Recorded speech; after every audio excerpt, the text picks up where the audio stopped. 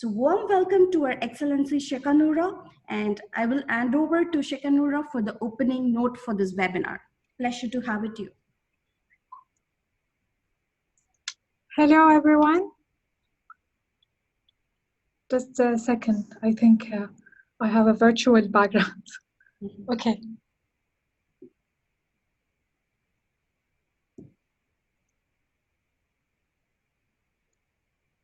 So good evening, everyone. This is Noor Al Khalifa.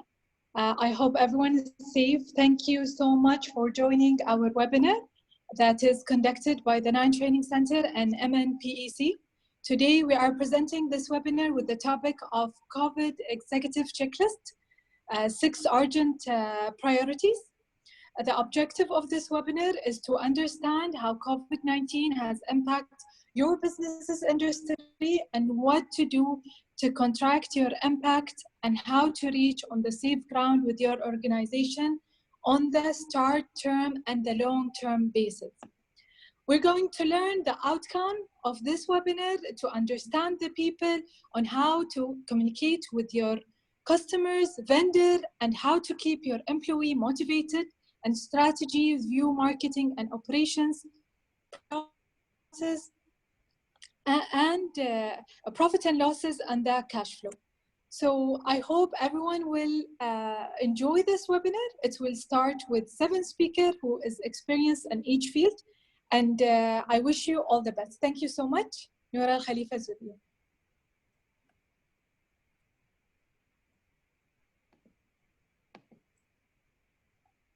Payola? All right, thank you so much. Hello. Nora. It is for your time, and let's start the session with our first speaker, Mr. Sharif Goma, for the topic People Involvement, who is an expert in revenue growth and OM expert. So he also specializes in loss analysis and digitalization. His main industry verticals are packaging, manufacturing, FMCG, and food. I'm handing over to Mr. Sharif Goma for the next 20 minutes to speak about the topic, people involvement.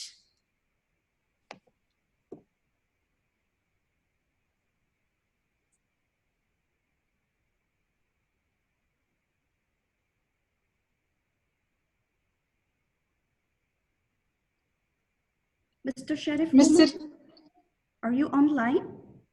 Mr. Sharif, I think you're on mute. Please unmute yourself.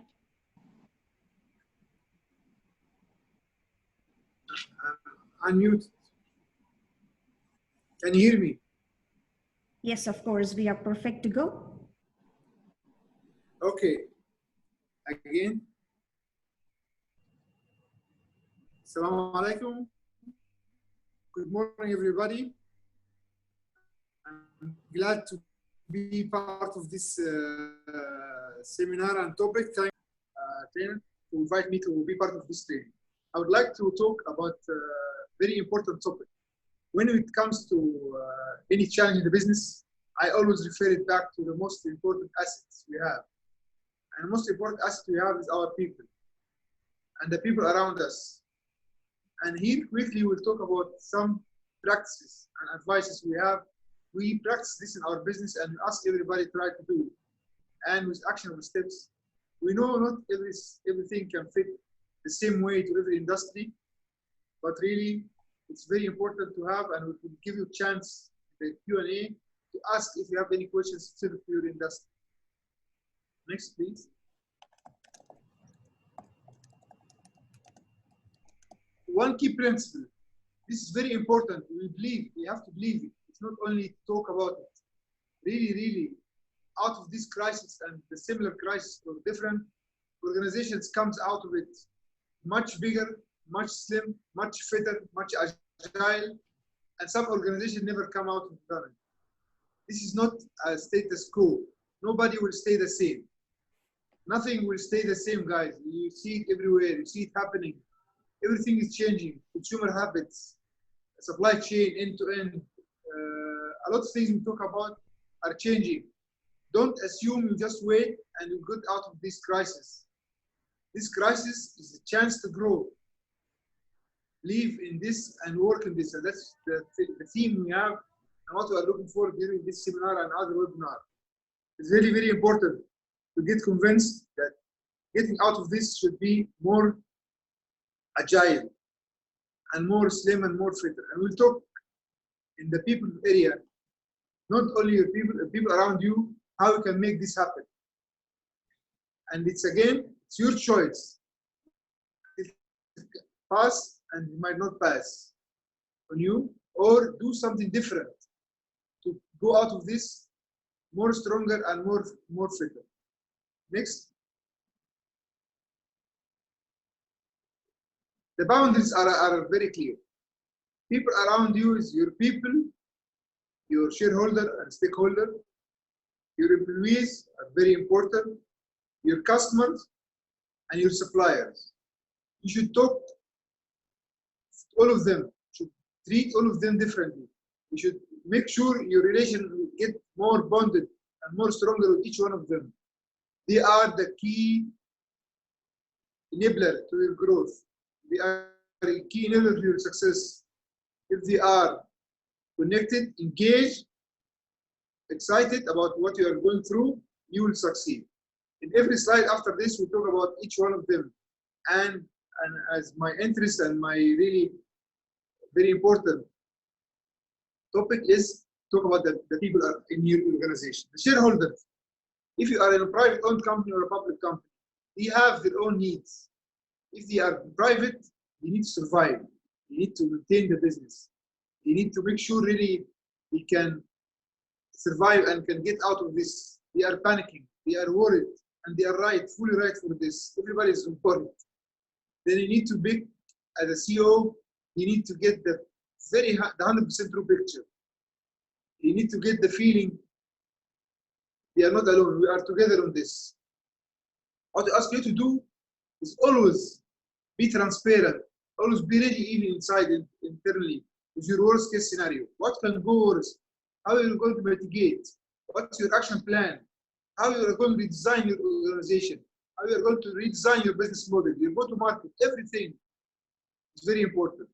We encourage you also to maintain the relationship at its best. It's the time when everybody need to be close, need to touch every others. And this is very important to keep the good relationship. Also, make sure you need to manage the owner or the board. Things will be different. We will not, if we had a certain plan, a certain budget, things might not come. We need to be ready, we need to be transparent. Always refer back to the values of the Lord. What are the values? What are your aligned goals, vision, mission? It's very important to keep this, because this is what will keep you going. If you are in public-owned company, it's a different story. It's very important. You need to make sure you are working in this business as if it's your business. It's very important for you. In this tough time, everybody will look for themselves. Are you treating your business and your company the same way you're treating yourself, your business? It's very important. And in case, God forbid, something happened, do you have a recovery plan? Again, we ask the CEOs and give them the tips. Very important to think about the worst case scenario. And this is not an easy exercise. It's needed a lot of expertise, a lot of consultation, a lot of benchmarking, a lot of Googling. What can go wrong?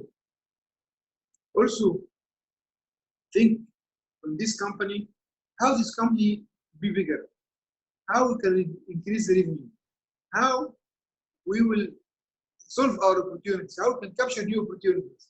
It's very important. Again, we'll talk about innovation. This is a way we will get out of this. Innovation, how innovation will work for us, not against us. It's very important. Next.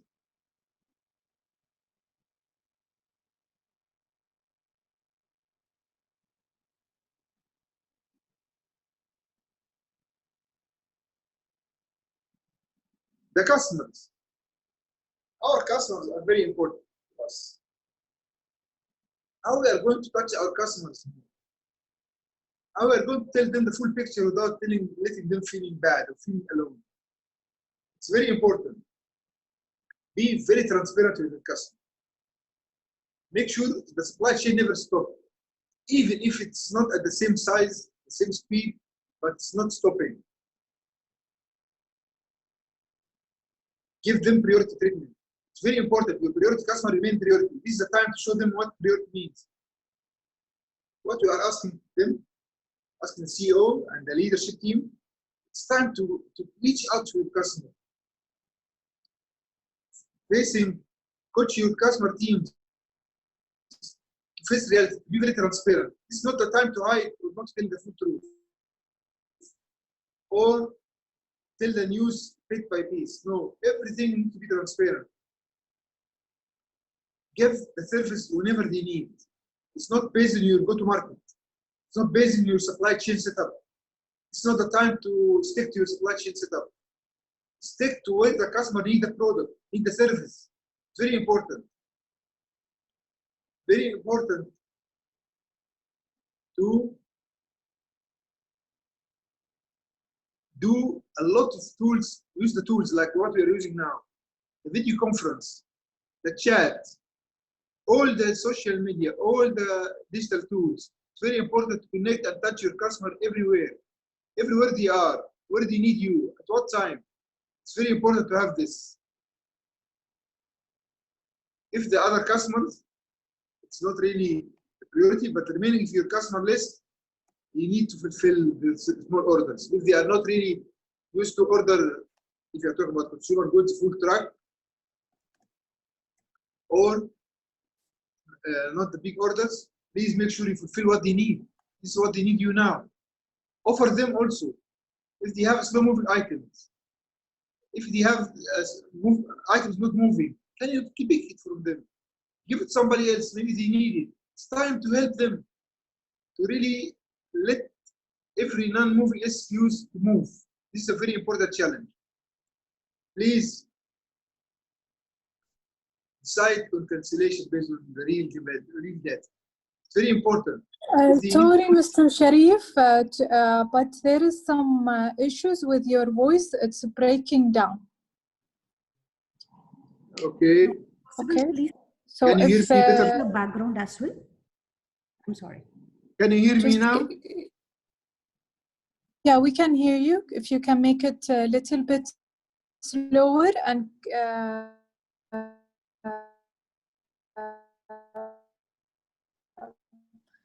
so at least we make sure if it's breaking. Those are very clear.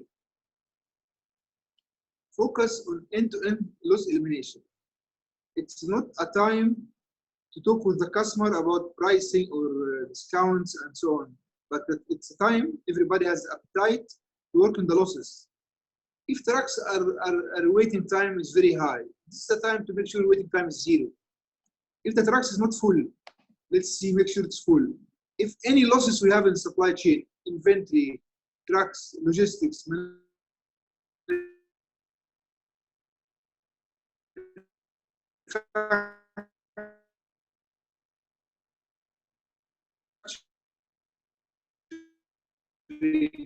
batch size,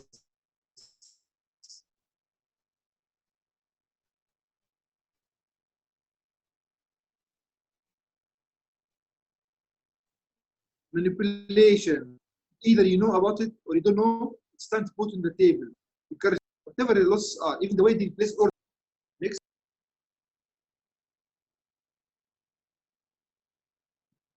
Looks like you're not hearing me. Next slide, please.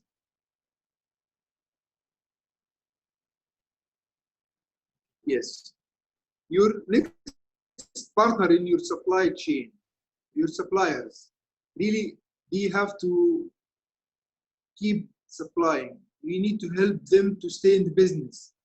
We need to help them to be more efficient. It's very important to release any payment. Help them, help their cash. They might be smaller, they cannot survive. This is the time to get back to them and try to not to have any delays in the payable cycle. If you committed to orders, try not to cancel. This is not the time of canceling order and disrupting the chain. Again, transparency is very important. Tell them that you are differently. It's time to coach your supplier facing teams. Again, transparency. Treat them as part of your family and supply chain. Very important to keep your commitment with them. Very important to share all learnings. Have a frequent messages. We have a WhatsApp group. We have a newsletter. The learning, everybody is learning every day something new in these circumstances. As you share with your employees, try to share with your suppliers. They might not have like you. This is very important, and I encourage everyone to treat your suppliers as part of the supply chain. Because you know, without your suppliers, you cannot continue. Business cannot stay. Your other suppliers, non-critical suppliers, it's very important to have visibility.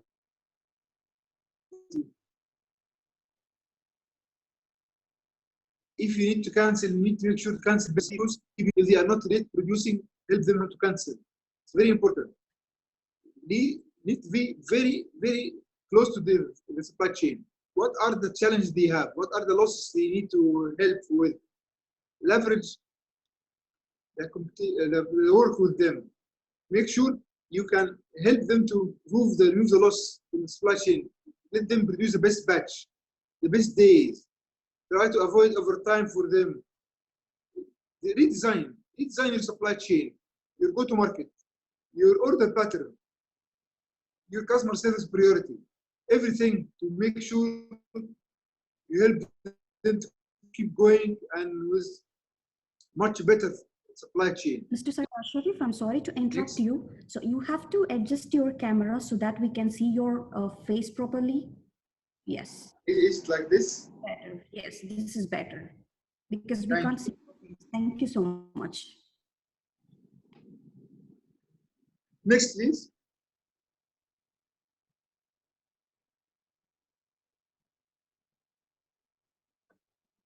This is very, very important. And it's the way we get out of this more stronger. Please, the most important asset is in the employees. My advice for my team, myself, I am working in an organization, have more than 4,000 employees. This is the time to show getting closer to your employees. It's not a time to think first thing to think about cost. Employees are not a cost. Employees are profit, are revenue generator. If you think them about a cost, the first thing you will think about is getting ready for you. It's not the way. Think about them as they are the revenue generator. How they can more, but don't make them less. Go first for your fixed salary people. You need to feel job security. You need to feel they are not touched. They are not the first saving. What's your employees cost? 10, 20, 30, even 40%. You still have the other 60% to play with. This is very important. You need to impact in their lifestyle. If you work from home, how do you work more efficient? If they cannot commute. This is very important. You need to touch the employees from every angle. First thing you need to do your workshop. Tell them the full picture. Tell them the challenge. Have one mission with the whole team. How we can get more revenue. Can we move to digital? How can new business model, new go-to-market, reach new places? How can everyone do double work? Then it's about everyone do double work, not every employees will be half. This is very important. Help them in their families, touch them everywhere. Some of them might have an issue at home. It's the time to get closer. Give them tools. Give them also more things they need at home. Please, I am encouraging you. Your employees are your asset. If you get closer to them, if you get them more engaged, you want them for short and medium and long term. You'll get, as I told you, out of this business, out of this situation, stronger. The most important asset is your employees. They will remember everything you did in this circumstance, the good and bad. You let them remember all the good things. Be more digital. This is the time to get to digital transformation, real digital transformation. Check your ERP, what's not working. If you have an ERP or you have a small enterprise system, check your communication tools. Check your automation. In every business we have, how we can be more automated, how we can do the work with less, how people can really less muscle work but more thinking. Help them in financials. I know everybody is struggling, but the employees struggling more. Help them in the new lifestyle. I want you to touch your employees from every angle. And the challenge to give to them after they feel you are touching them and sticking to them, how they increase your revenue. Don't only count on you and your management team. Your employees might know more, might know how they can do more if they feel the ownership. And I think this is successful and tested and tried everywhere. We'll come to your variable salary people. They are not about job security, but they are they their income? Are they engaged? It's very important. There is a concept we use in these circumstances. I encourage you to do. Called float work. The people contracted or even the permanent, if they are working in finance, but you have less transaction work now, why they cannot go and help in sales? At the beginning of the month, first 3 days, we are all in sales. Second 3 days, we are all in manufacturing. Last 3 days, you are in customer service. Flow your resource where you need them. This is very important. Think about help us. How your variable salary work can do work with you and can do work with other parties. How we can, people in the same region, the same district, the same building, how this can be held with the same community. If you, for example, you have somebody delivering, somebody, even coffee boy, even somebody doing auditing, how can do auditing for the whole building and can save? Many ideas. If you are in industrial area, how to work for others. We do, some people need to solve some chronic issues. Do hackathon. Invite young guys in virtual meetings. Say, guys, I will conduct 2 days virtual workshop hackathon with one issue, revenue stream, one issue, automation. Young guys out there, the university student, the master degree student, everybody will go and contribute with you in hackathon. This is a very important tool to use your variable cost people. Very important. Touch initiative of CSR. Please do more for the community. Please try to get close to the community.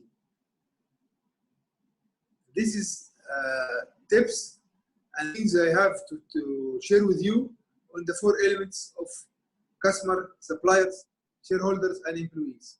Thank you.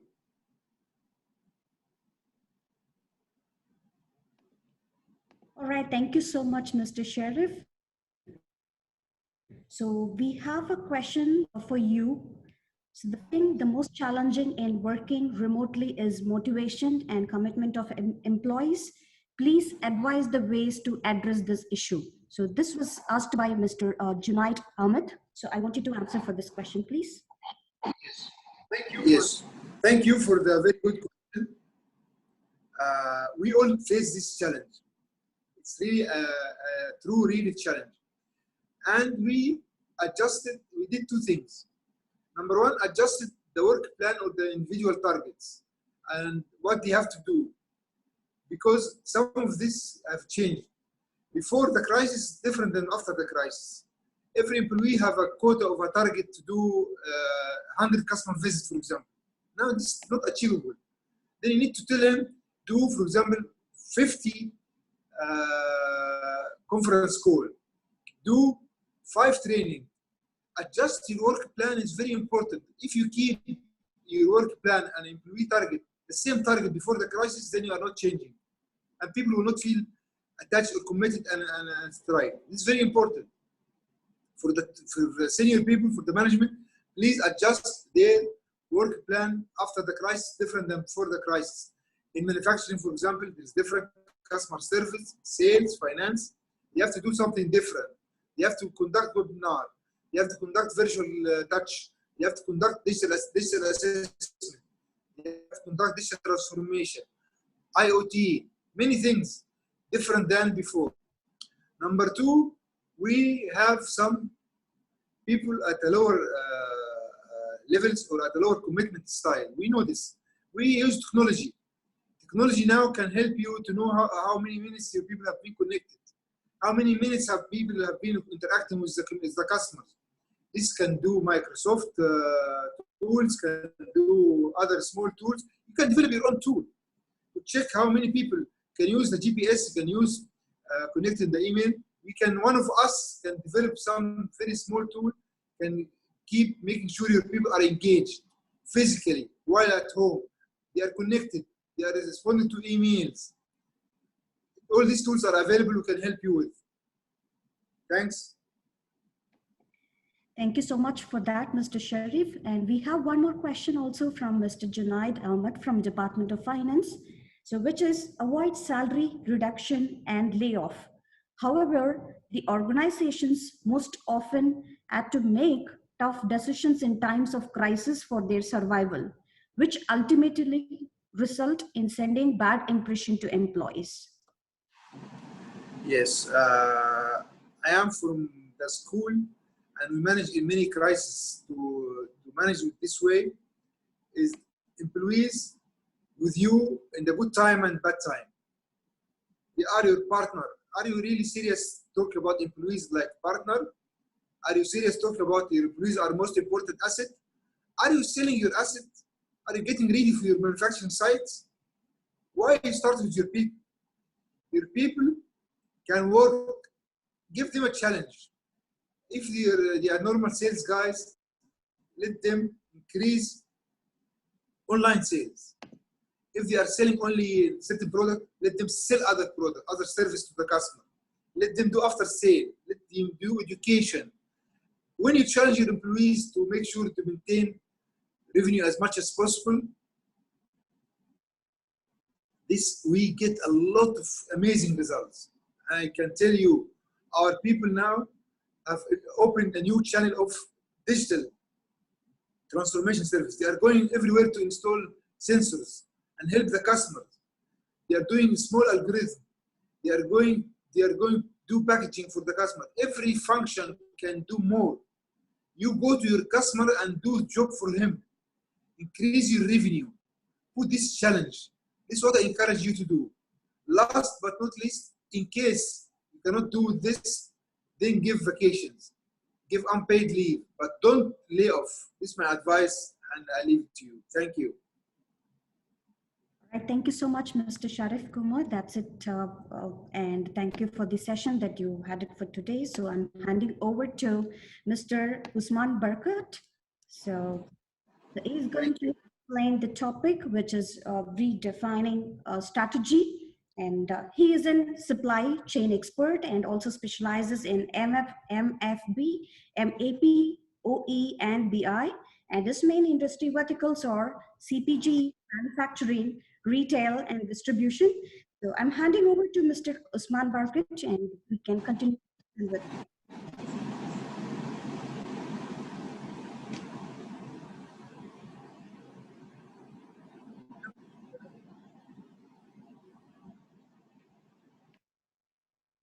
Okay, I hope it is fine now. And Mr. Usman, so I am putting you on unmute.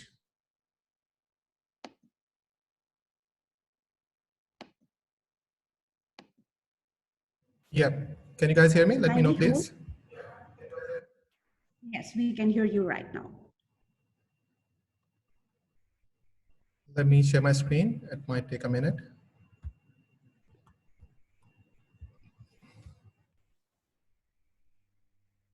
Thank you so much for being on hold and eagerly waiting for the next session to continue. Please hold on for a moment to share the screen.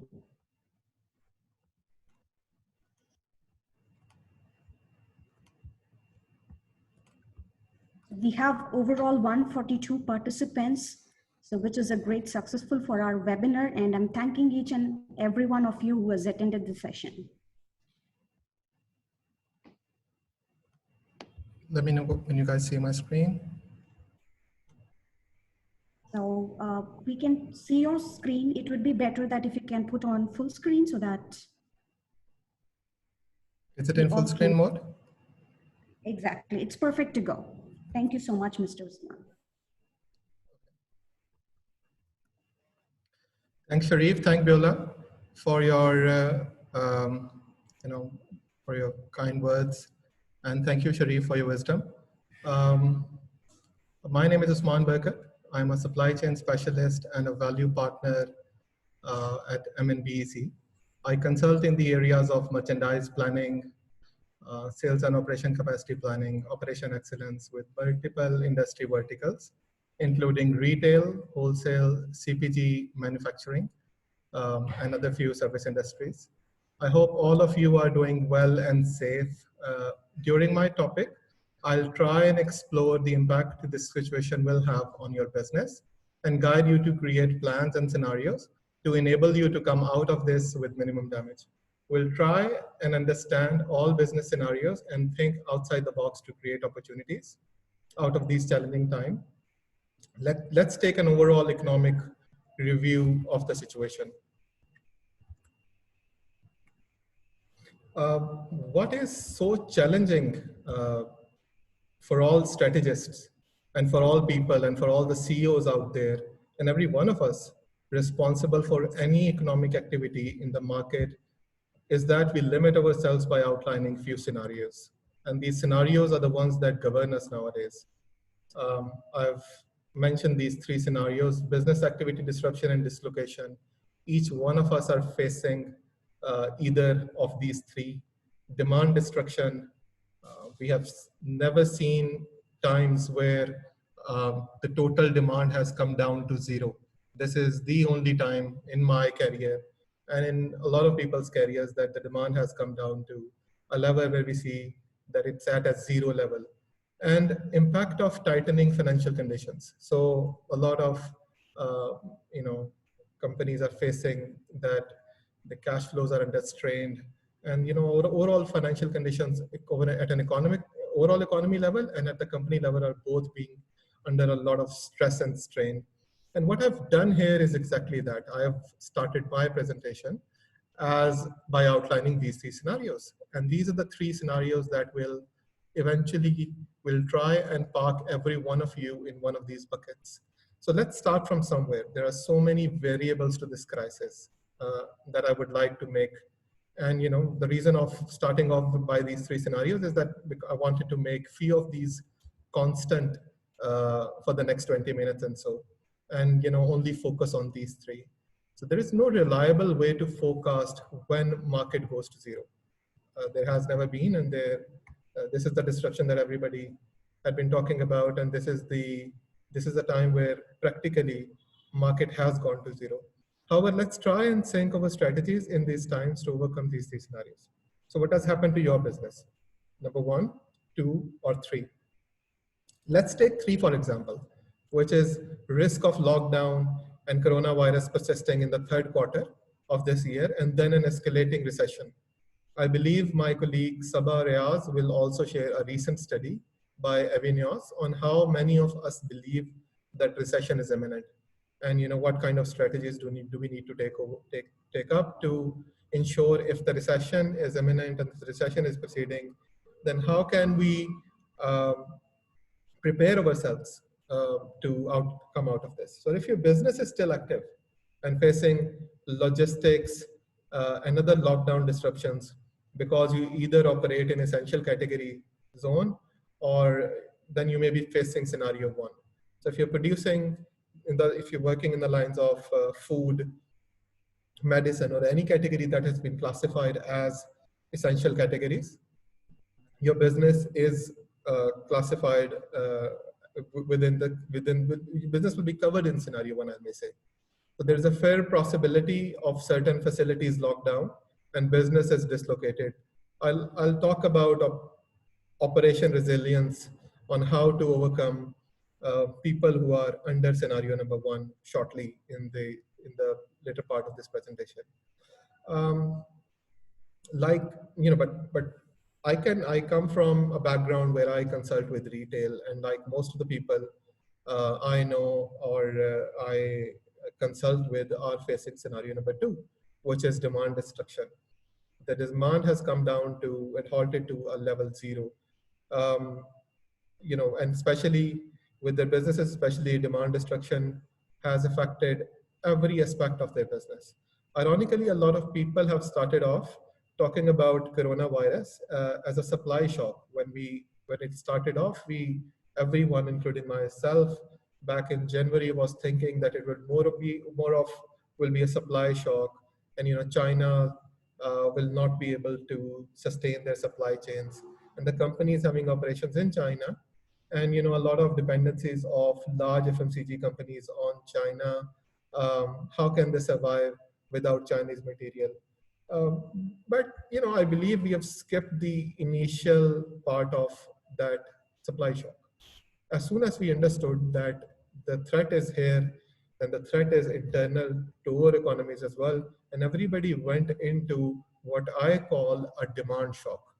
A lot of companies have started to factor in and have started to converge their capacities on products which stayed comparatively inelastic. But if you are in an environment where you are only producing or retailing elastic categories, it is difficult to factor that in, or it is difficult to converge the capacity. But some of the companies that I work with have moved on by converging the capacities to to uh, to categories which are um, forecasted to stay inelastic during these turbulent times. So in the later part of the presentation, again, I will talk about price elasticity of demand, and will help you embed few templates in your day-to-day operations to help you keep the price lever elastic and demand and supply, and help you keep the demand and supply both fluid form, so that in every scenario that your company is going through, we should be able to um, be able to play with these levers and ensure that we have a template ready for us to do sensitivity analysis when it comes to either price, supply, or demand. So let's think of the feedback loop on demand and what that can cause. If you are in a demand shock, does it mean that your company go on and do less spending, or control their expenses? Does that go to the labor market? Does it push you to let go of people? Will it push your company to cut cost as a knee-jerk reaction? I've seen a lot of companies reacted within the initial 5 days of this pandemic and letting go a lot of people, especially contract labor. Um, but what we need to understand here is, will it, that I can think of it as a timing and magnitude question here, um, because either way, I see them moving no matter what. So, it's not a matter of reacting in what first 15 days. We, in many economies, are still at a very initial stage of that curve incline, and economies and a lot of countries are talking about flattening the curve by, by imposing a lockdown that has brought the demand down to 0. So what are we thinking as a group is important here? I see about 200 people on this webinar right now. And are we looking towards our government? In certain economies that my company we work with few companies in Middle East. We work with a lot of clients in Pakistan as well, and in Europe as well, and in United States as well. And there are a lot of associations within these countries have approached their governments and looking forward towards their government to subsidize, to ensure there are reliefs given by the government, and especially towards the sectors which are hardly hit. So I'll try and pivot all this concept, all this context to strategize around cost, volume, and number 3, over price and overhead, especially in the later part of this presentation. where my colleague Adil Hafiz will be giving you certain simulations and showing you certain simulations and sensitivity analysis. And towards the end of this seminar, we will be sending a link of Power BI, Microsoft Power BI, to every one of those participants so that they can actually get hands-on on these simulations. And within the next 24 hours, along with the recording, we'll be sending everyone the links to these simulations. So let me get started with by laying out few principles on business continuity planning and cover key areas of prioritization such as cash flow planning, assets, including current assets and non-current assets, and um, working capital as well.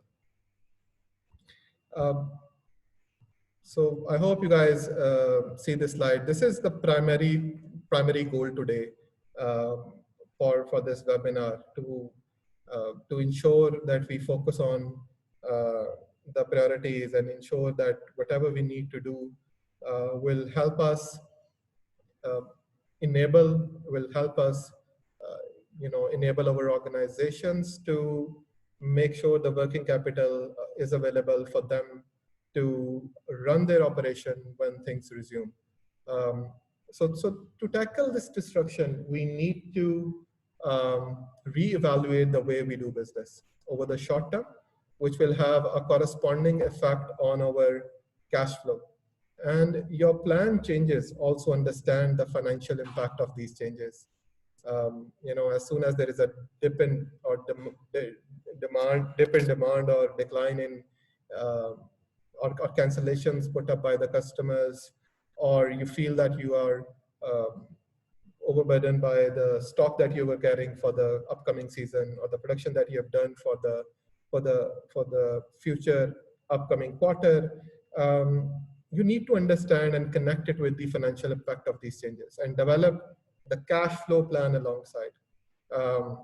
Very, very important to have a fluid cash flow plan, which you review every single day with your CFO or financial controller of your company to make sure that you have a control over that cash flow.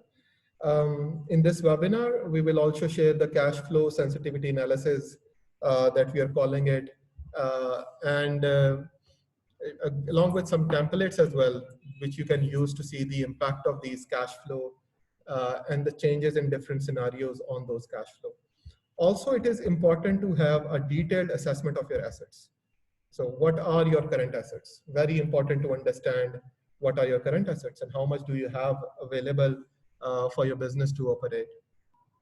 Any asset, cash or inventory, which you expected to be converted to cash eventually are your current ones. However, it is equally crucial to assess your non-current assets as well and have them ready for evaluation.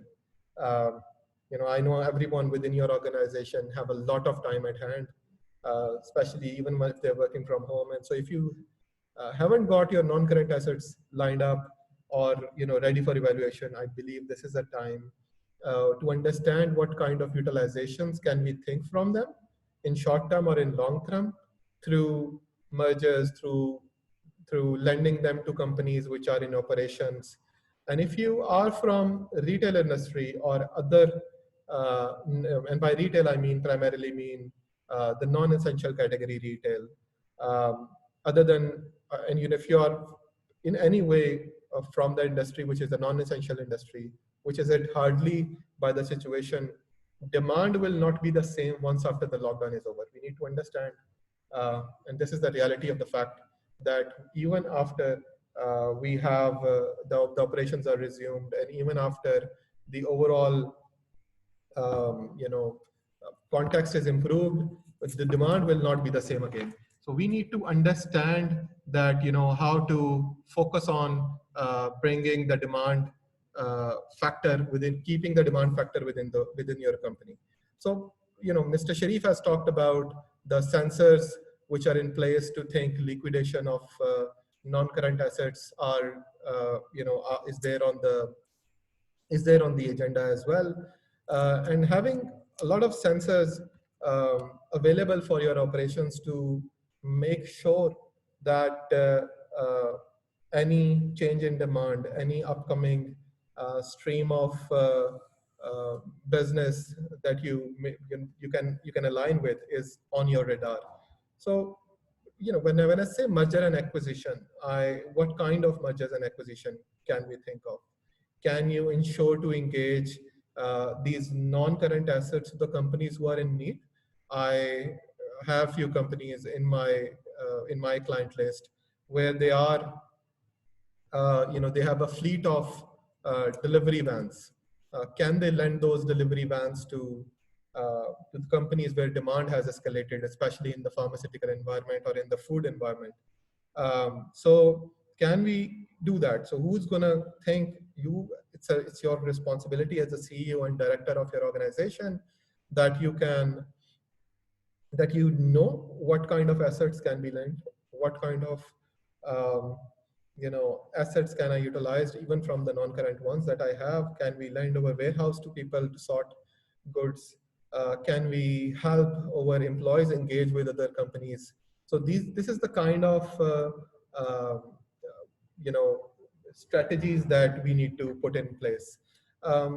So you need to what I'm trying to say here is that we need to make a move before anyone else does, because I'll talk about competitive positioning as well.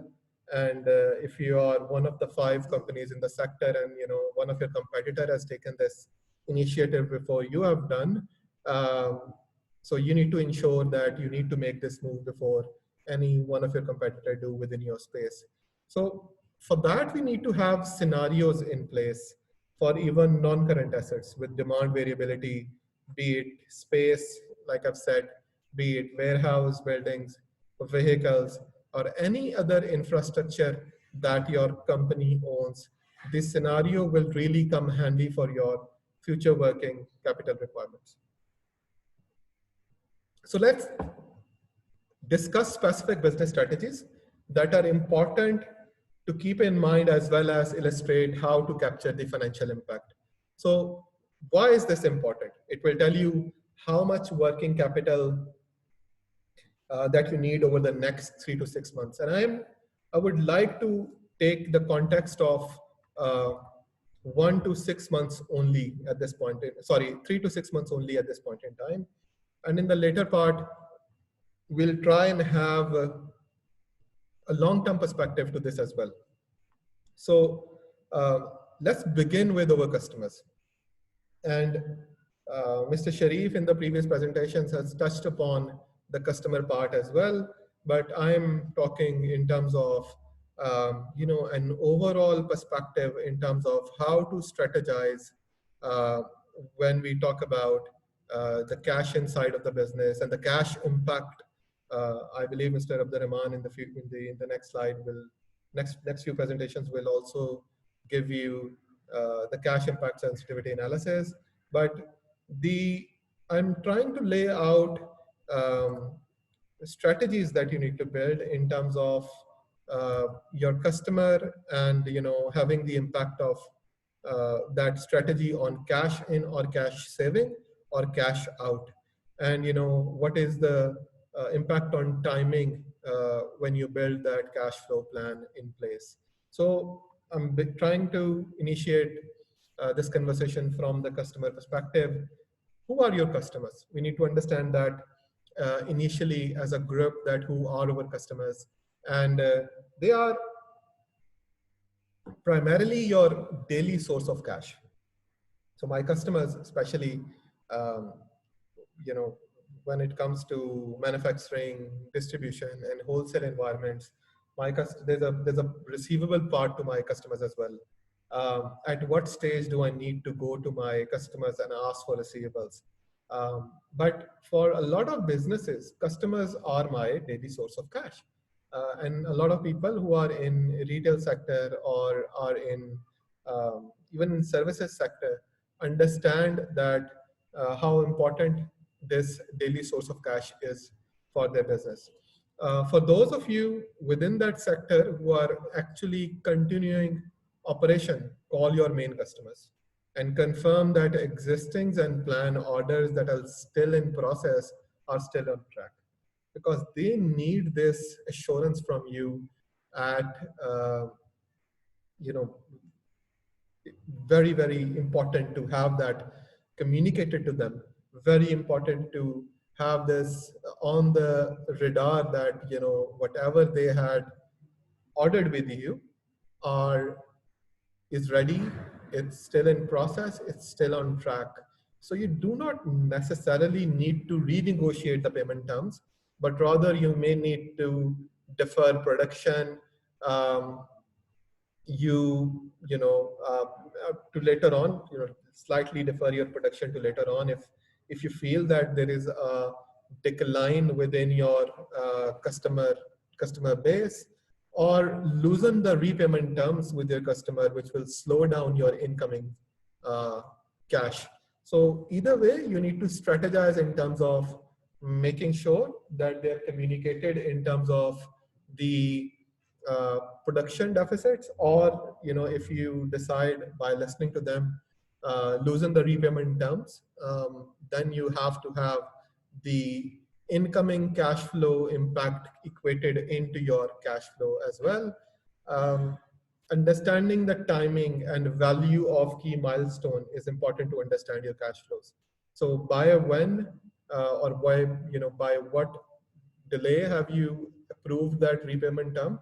It's really, really important that whatever you are communicating as a leader of the organization is communicated back to your teams, and they incorporate all that into their cash flow scenarios as well. So you may see increase or decrease in your cash flow, or you may see delays. Um, that can be an outcome of that strategy that we have discussed as number one, that which is assess whether existing and plan orders are on track. So let me recap. Communication is important, and when you communicate, you need to ensure that any repayment plan that was there is very crisply communicated to your customers. Secondly, start calling each of the customers that owe you money. And this applies to everyone, people who were not dependent on the daily cash and people who were dependent on the daily cash. So you need to start calling each of the customers that owe you money. So you need to understand whether they have the ability to pay, and timing of that payment, because it is very important that at any given point in time, you have that probability lever ready in your cash flow. The market owed me 350 million dirhams. How much by what customer type will be delayed? How much do I need to be ready to, write off? What kind of help I can extend to my customers so that they don't feel a lot of pressure in the scenarios, and they don't feel that they are pressurized by you within this. So being more proactive, you can start to forecast the possible timing of these inflows, and then have more clarity on when the money may come in, and how much will it come in. So over the next 3 to 6 weeks, keep a very clear eye on this aspect of the business. Receivable are core at this point in time. So you need to draw each penny out and have the understanding on when to have that in your system. So if a customer promises to pay in 2 weeks, as a core responsibility, you need to follow up on it. So you start off with a gentle reminder 1 week in advance and invite them to be open with you if they are still experiencing difficulties. And then I cannot stress this enough, and I have been communicating that strongly, that over communication is key. So put the top person in your company, the topmost guy you trust for this job, to ensure that uh, the reminders are there, that the proper communication within your organization is done in the politest most way. Uh, but it's important um, that that the top person in your company is placed on this job. Trust me, it cannot be avoided, and it must be the top three things that you review every morning from here on. So, also be courageous when you reach out to your customer, ask them if they need anything else, because if I'm close or if I'm partially open, or there is a sync within your capability metrics that you see that we are able to achieve this. So be courageous enough while you are following up on the receivables. Ask them if they need anything else. Possibility is that another supplier has let them down. Maybe you can fill that gap, and also look at this as an opportunity to your business as well. So secondly, what I want to talk about is the supply side and strategies that as an organization we need to adopt when we're talking about oversupplies.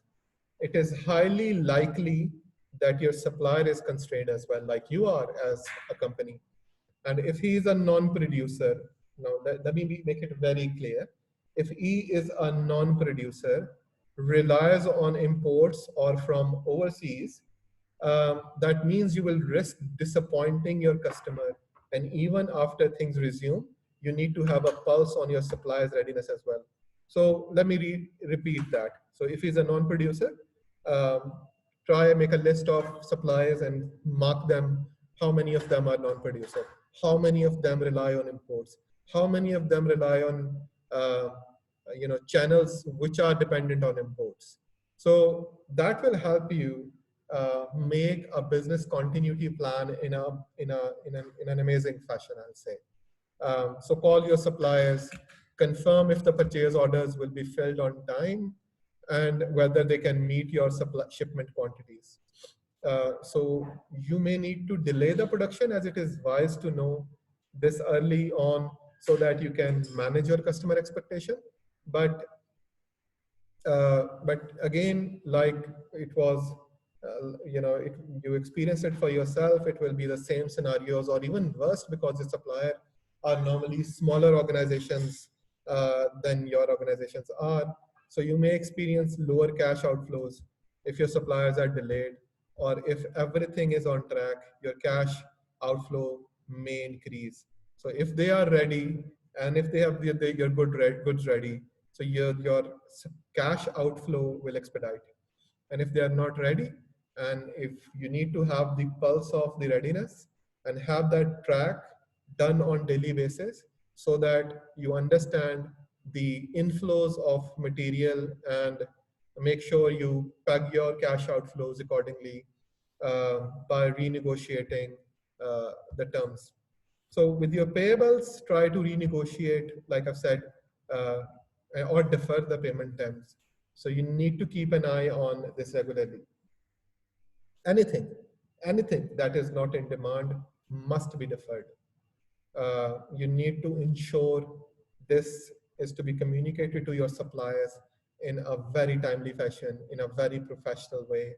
Um, it's so if it is not in demand, as a rule, defer it, delay it, or cancel it if it is necessary. Because, like I've said, even after the lockdown is over, things will not be the same for next 2 to 3 quarters, and you better be in a position to sell what you've already made, or if it's uh, a non-necessary item in terms of, or if it's an item which is hardly hit by this demand decline, ensure to cancel it and communicate that well in advance uh, to your suppliers. I'm sure every one of you have already done a round of that with your suppliers. But I think with every passing week, with every uh, passing day, things are opening up on you. Things are dawning on you. So you need to ensure that this is well communicated again.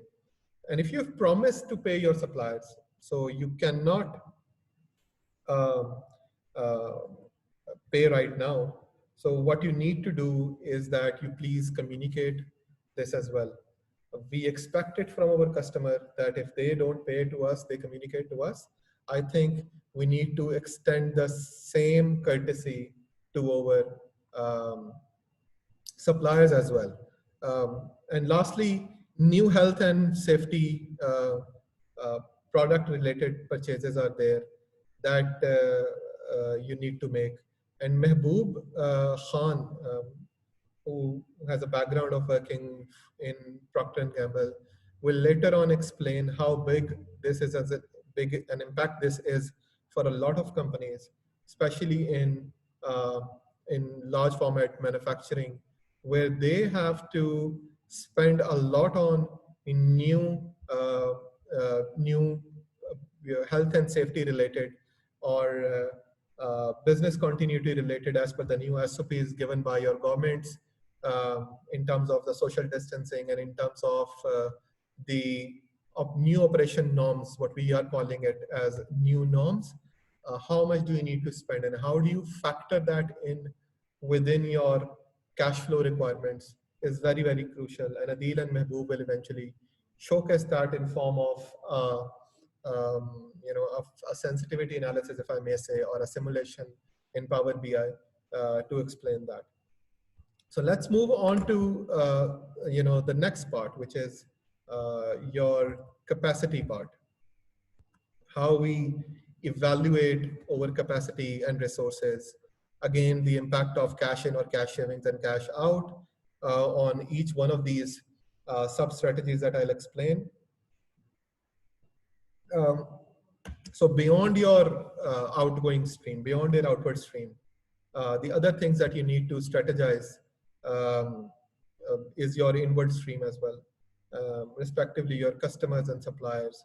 So you need to change your operation strategies and how to handle your products. Like I've explained in the previous slide, um, the new norm of handling products, the new norm of supplying products, the new norm of manufacturing products will be entirely different in this new area, in this new times. So any change will have the cost impact. Before that, you used to use X material to do quality. Now your worker has to wear something else. They have to desanitize the place. Everything will have a cost impact. Important, estimate that impact. People are not looking to estimate those impacts and try and factor in to your plan and communicate that aggressively out within your organization. If there is an impact of these in your product cost, communicate that to your customer. See where you can pass that cost on to your customer. As demand dips, the alignment of your personnel to your production or sales will be your next challenge.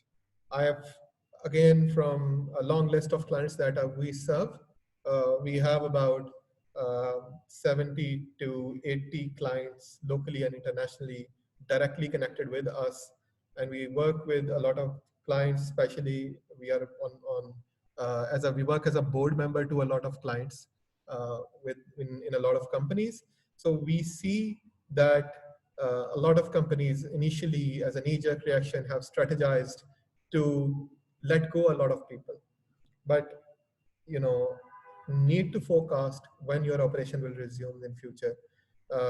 So demand is dipping. Is it continuous dip that you see within your supply line? Is it something that you need to factor in further? Do you see any light at the end of the tunnel in terms of that the demand will pick up again? In many economies today, once after these 28 days are over, a lot of manufacturing facilities are open. I can, share directly that a lot of companies in Pakistan and in Middle East, about around 55 of these sectors have opened up yesterday with some limitations.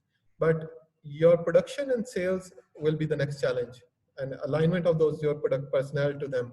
How many do we need? Some of you have already dealt with this, like I'm saying, and people with open operations. But a lot of people who are in process of opening operations today will experience it very soon, and they have to deal with it very quickly. So look to find recurring operating expenses that can be suspended in short term. What kind of recurring expenses can I impact?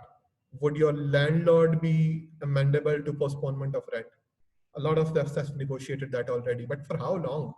Is it done for 3 months period? Is it done for 6 months period? Have you pegged it and renegotiated that to a factor of your revenue? Because in future, while you are at it, negotiating it with your landlords, try and peg it with the as a percentage of your revenue as well.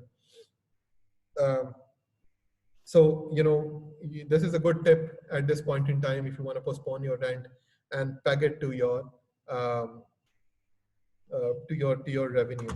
Can you cut down on your lighting expense for that matter? On your cool heating or cooling expenditures, depending upon which part of the world are you operating from.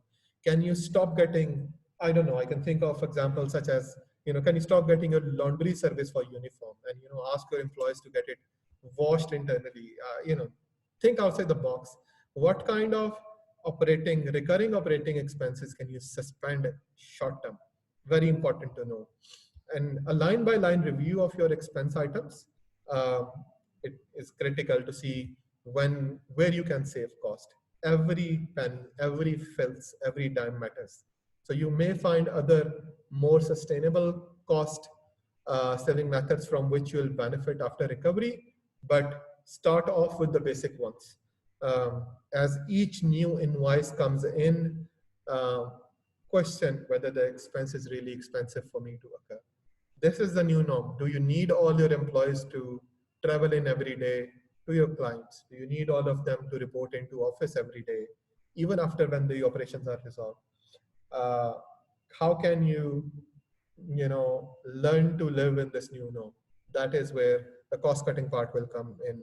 So again, primarily right sizing or recurring operating expenditure is very, very core.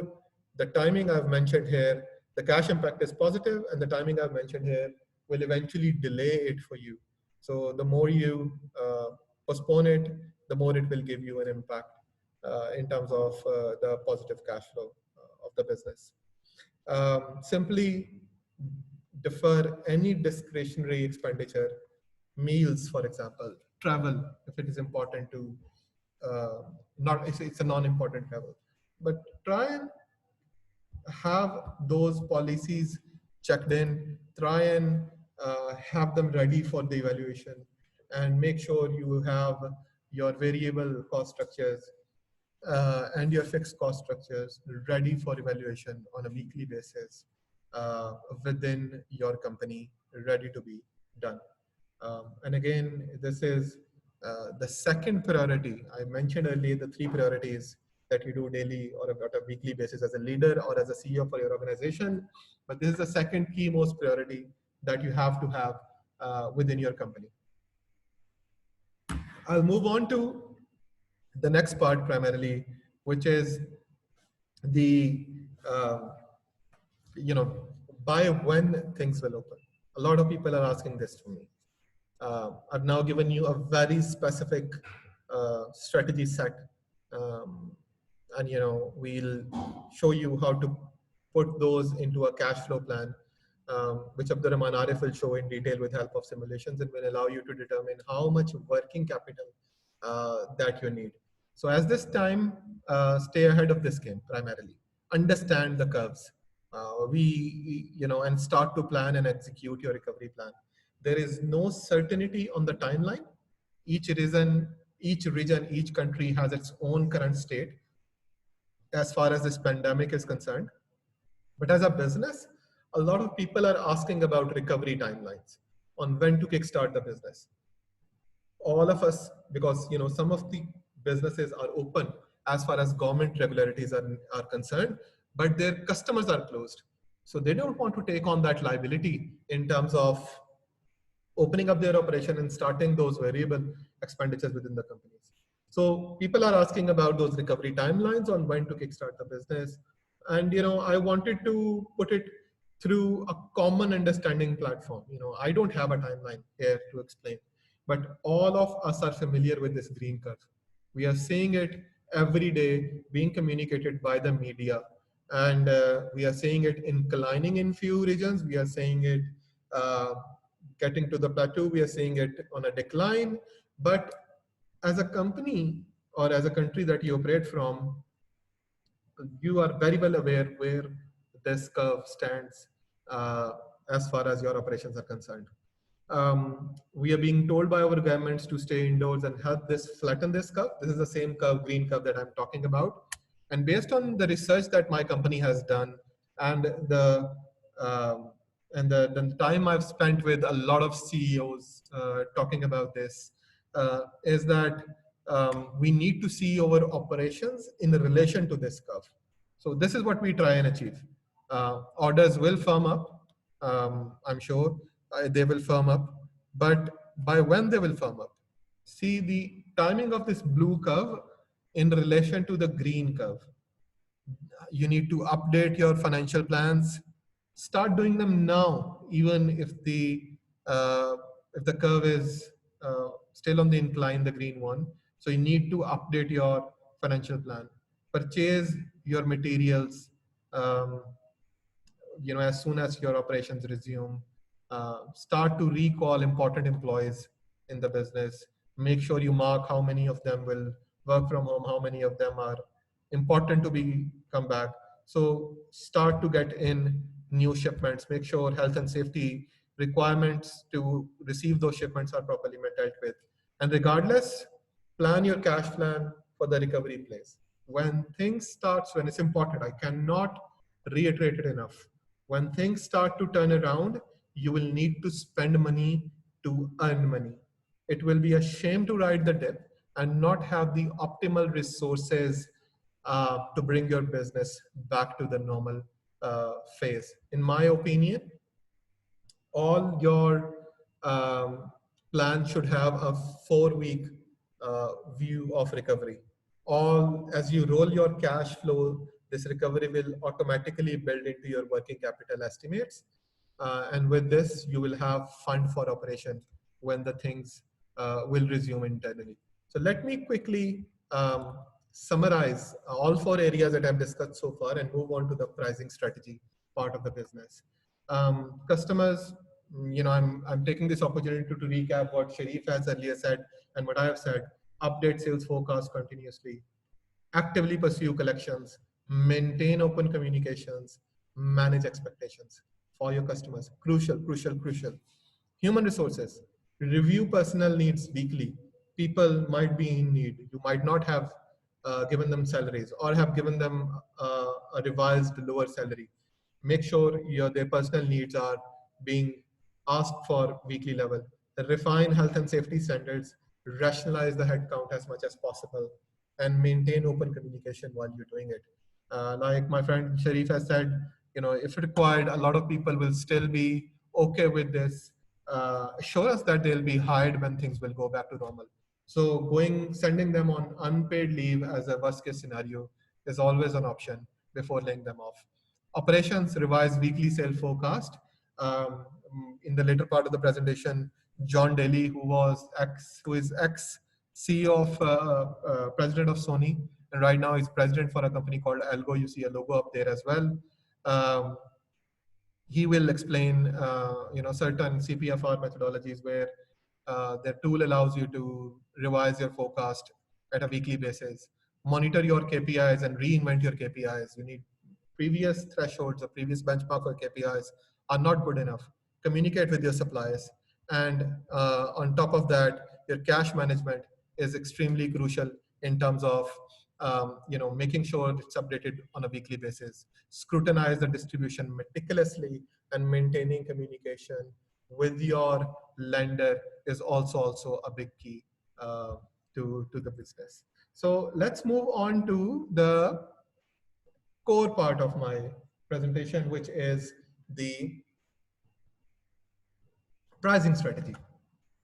The first question, I'll try and answer in this subsection of this webinar is that if I am a business which is facing tremendous drops of volume, how do I factor in the customer change of behavior? And what should I do with my price? I'm sure every one of you will align with these two questions. Again, I'll repeat that. How do I factor in the customer change of behavior? Because in the longer run, they will change in a huge, huge, huge manner. Things will not be the same, trust me. And what should I do with my price? Do I need to lower them? Do I need to have a promo ready as soon as I open? You need to have a clear understanding of your pricing strategy. So in case you are operating in an inelastic category, I've given you a concept of elastic categories and inelastic categories. Let me give you another example. Building materials at this point in time of lockdown are inelastic. If you are in a business of selling drills and building material, dropping the price down by 50% won't help. So classify the categories that you operate in as inelastic and elastic, while dropping the price, see if there is a change in demand in any way. For the businesses, it is extremely important to understand the shift in competitive positioning. If you're in an inelastic categories, see what your competitors are doing. See how by changing the price, I don't think the demand will go up if you're in an inelastic category, but the competitive position on the grid that you place yourself with your competitors will eventually change. And if there is no shift in the competitive position, then you need to understand and try and find out way to leverage your assets.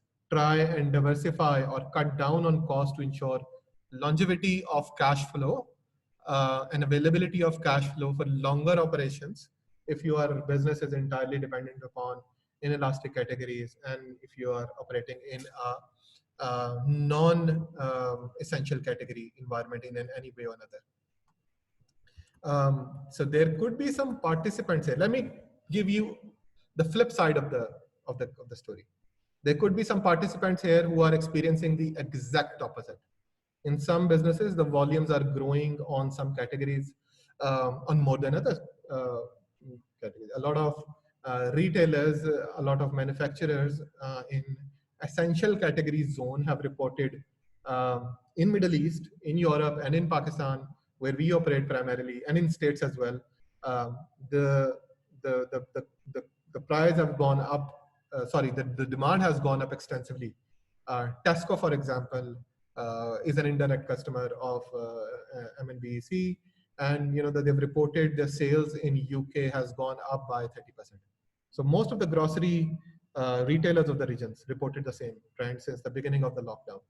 So one of the measures they took was not just increase the number of SKUs in store, they also decided to expand the breadth of categories by X%, because that has a direct relation in terms of people walking in, the kind of number of brands or facing that you've allocated to your hand sanitizer category. I'll start off with the very obvious ones. It has a direct correlation with the demand that you were drawing from them. So what can be done to pricing in these scenarios? It is important to understand short-term and long-term elasticity. So we understood what are elastic categories, we understood what are inelastic categories. Now I'm giving you a perspective in terms of a short-term elasticity and a long-term elasticity. Short-term elasticity, what do I mean by that? If you're in a grocery vertical, if you're in a food vertical, if you're in a pharmacy vertical, if you're in a vertical that serves CPG in any way, customer may pay that price if you're increasing the price based on if the demand has gone up. But is it important to understand that long-term impact for that? If the demand has gone up, don't end up increasing the price if the supply side of your business is sustainable. Very crucial to understand. I'll repeat that. So we need to understand if the services and products that I'm selling, if the supply side is sustainable, go for market share. Don't go for price increase. The news we hear about price gouging is a phenomenon. People hoard their products and increase the pricing. The people we hear about them in the news are not brand owners. They are resellers and distributors. They think short term, who really don't care about the long term elasticity for your brand. So if you care about your brand, Uh, Brands shouldn't do that. Brands shouldn't gouge prices. Similarly, on B2B front, which the next speaker, Sabah Riaz, will also talk about in detail, I would be negotiating the discounts in case the services and products are high in demand. Be very, very wary of the local laws on price gouging and adjusting as they vary from one region to another. So second part, we've discussed on the price elasticity, shortly see a quick simulation by Adil, Mr. Adil Hafiz on, what kind of what if sensitivity analysis, or, how we will, what we have done primarily, my friends, that we have put together all those levers in price elasticity, supply, and demand attributes of the PED, and giving you a format in terms. A lot of people are doing it already, I'm sure. But what we have done is we have actually put them together in a very nice manner, made sure the arithmetics behind it is right, made sure everybody is able to connect with it and be able to use it in future. The second part I wanted to refer to is the cost, volume, profitability. Very important elements for your business. Cost to operate, specifically fixed cost in relation to revenue, will go higher.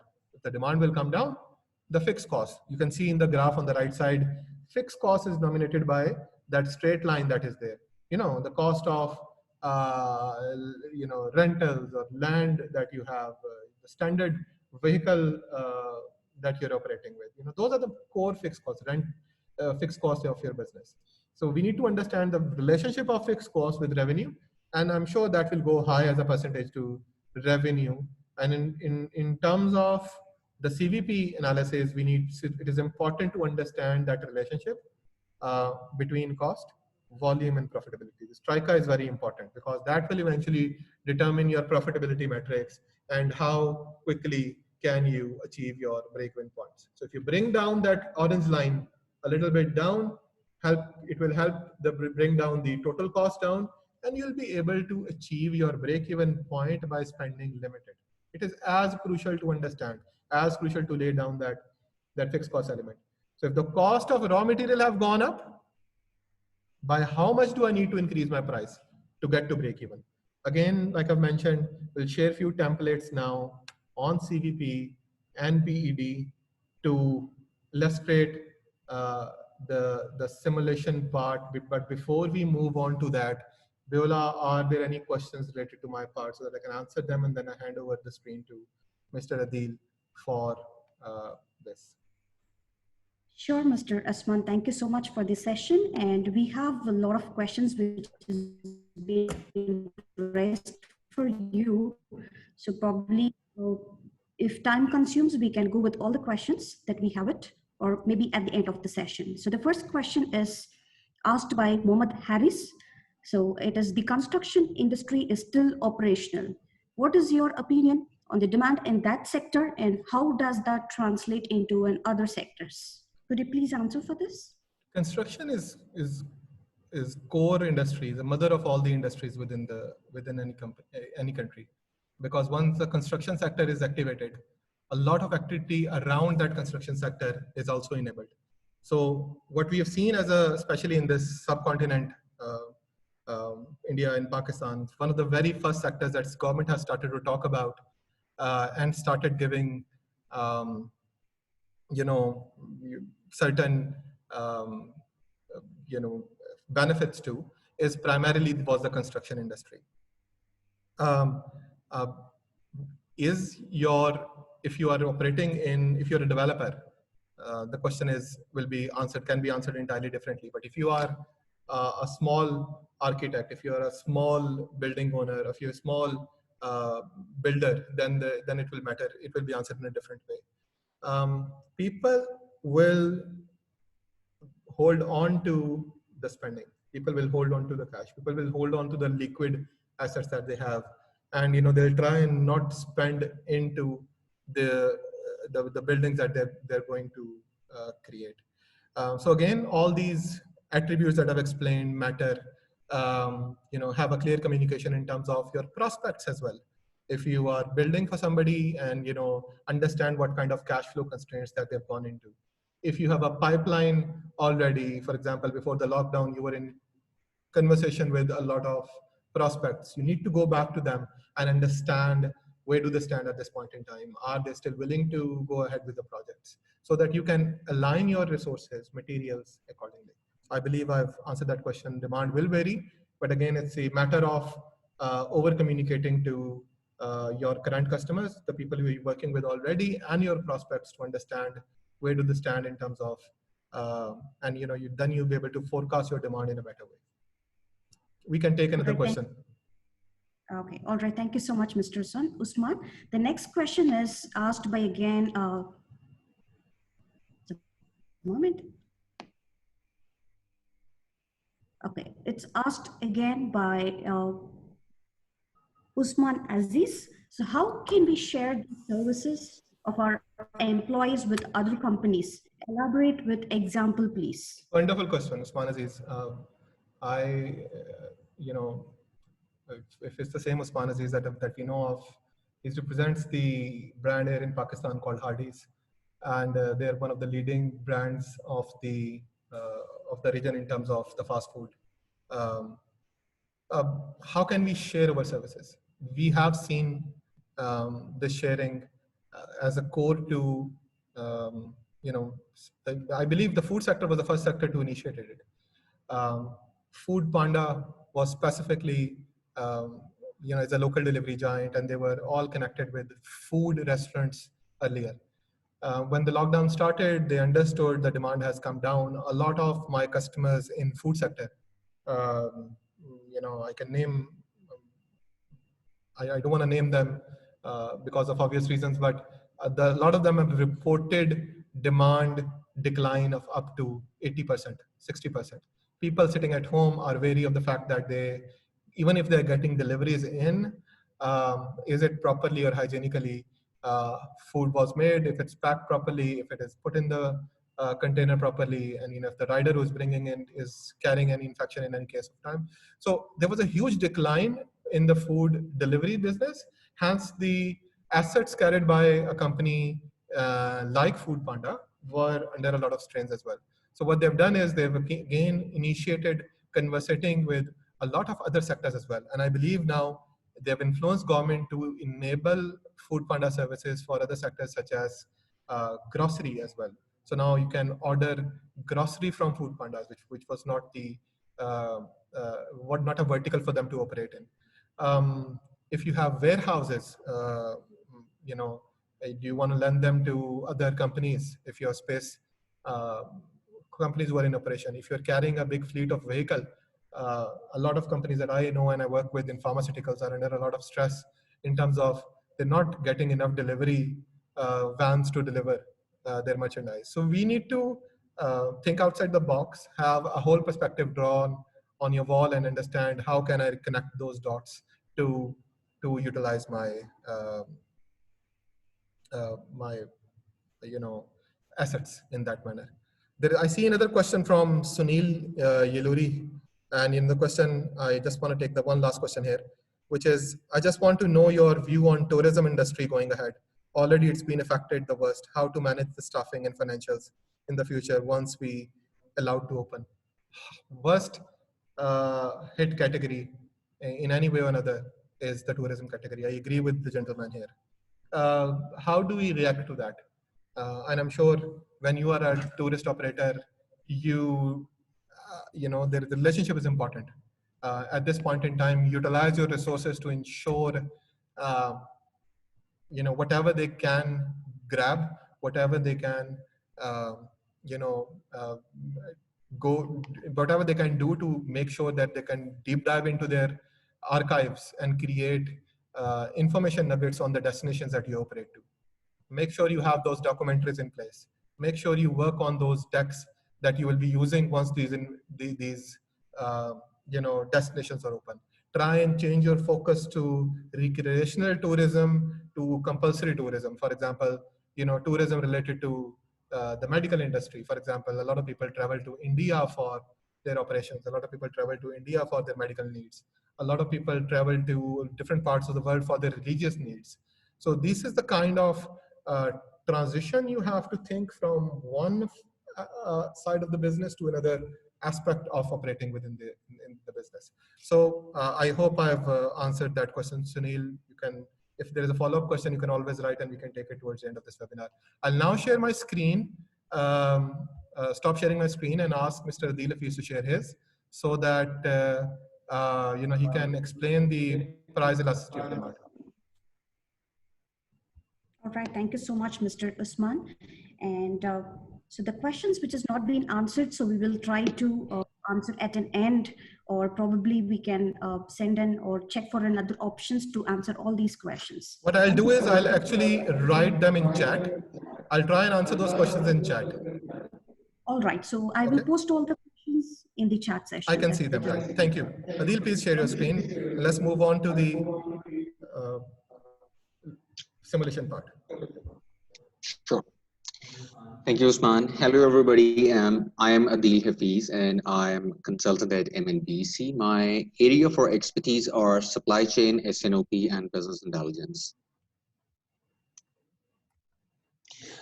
Today, I will be presenting business simulation built specifically to address the COVID-19 situation, and something that Usman was talking about, that if we need to increase our price and what demand pattern do we need to cater for.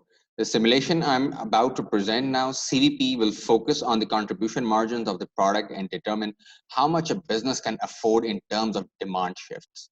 Let's say a business is planning for a price increase, how much shortfall in the demand they can expect. And if a business is planning on introducing some promotions or some discounts on the products or the services, how much increase in demand should they be expecting in order to make the same amount of profits? So this particular example, this particular simulation, CVP, and then price elasticity of demand is going to focus on these two scenarios. Let's start by an example where the business is planning to expand its market share by reducing some prices on some of its product. If a product or service is high in demand right now, the business should be trying to expand its market. For this simulation, I've taken into account two channels, retail and wholesale, and we have the costing structure of what the product cost is, what the direct expenses are, and what are the retail expenses of that. For that matter, let's say a business is trying to introduce a new price, which is a 10% incremental of the existing price. Based on the current structure, then let's assume that the total costing is 73%, which is a combination of 63% of product cost, 2.1% of retail direct expenses, and 8% of retail selling expenses. So a total cost of 73% and a contribution margin of 26.9%. So let's say if a business is planning to increase its price by 10%, it should be able to forego a demand of 27% in order to make the same amount of profit it used to make. And in an other case, let's say a business is going to plan for a price reduction. Let's say I'm going to select a case here where the business can reduce its price by a certain percentage. Let's say in this particular example, we have this, that a business is going to reduce price by 34%. And the current cost structure says that the product cost is about 25%, the direct expenses are 2.4%, and the selling expenses are 0.6% at a product level as a percentage. Now, if a business was trying to reduce the price of its product by 34%, it should actually double its demand in order to make the same amount of profits it used to make. All right, so this is the simulation for cost, volume, and profitability. And this brings us to our next question. Let's say if a business is going to plan a reduction in its price or an increment in its price, what should be the expected change in demand based on the historical data? So let's say if a business is going to produce, if it's going to reduce the price of its product, there should be a shift in demand which a business should expect, and what that number should be. For that, we have our next simulation, which is the price elasticity of demand, and I will show you that in a minute. what price elasticity of demand does is it is going to calculate based on the historical data of a business, that whenever in the history, let's say a business has reduced its prices in the historic in some time back, or increased its prices, it is going to take into demand, it is going to take into account what has been the shift in demand whenever the business has made an X percentage change in the price of a product or a service for that matter. Let's say in this particular example, we have a product which is being sold across different regions, and we could do this for each and every single product or the product category that we're going to look at. We're planning to change the price of a certain group of products. So what is it going to be the shift in demand if you're changing the price, upward or downward? So let's say for this particular example, we have this product, portal wire generation, which is a made of product for the purpose of this simulation. So the coefficient of elasticity, the price elasticity of this product historically has been 2.13. This effectively means that whenever I've changed the price of my product by 1%, my product has reacted twice the amount of that percentage. So let's say if I change the price of my product by 1% downward, my product would have an increased demand of 2.13%. This is what the price elasticity of demand would mean. And let's say we can build this for each and every single product by looking at the historical transaction data of each and every one of the business products. And we can come up with this number, price elasticity.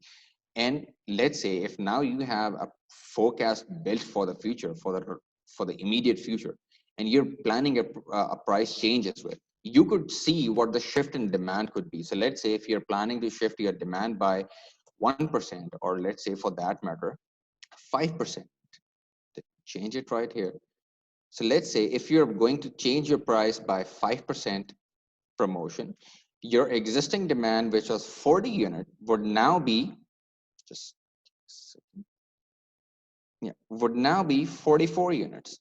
So if you are reducing your demand, you're going to see an increase in your, if you're reducing your price, you should see an increase in your demand. So the new demand by a change of 5% should be 44.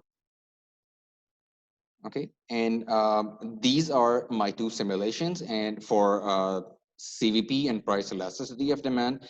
And I'll be sending all of these across over the next 24 hours. Thanks.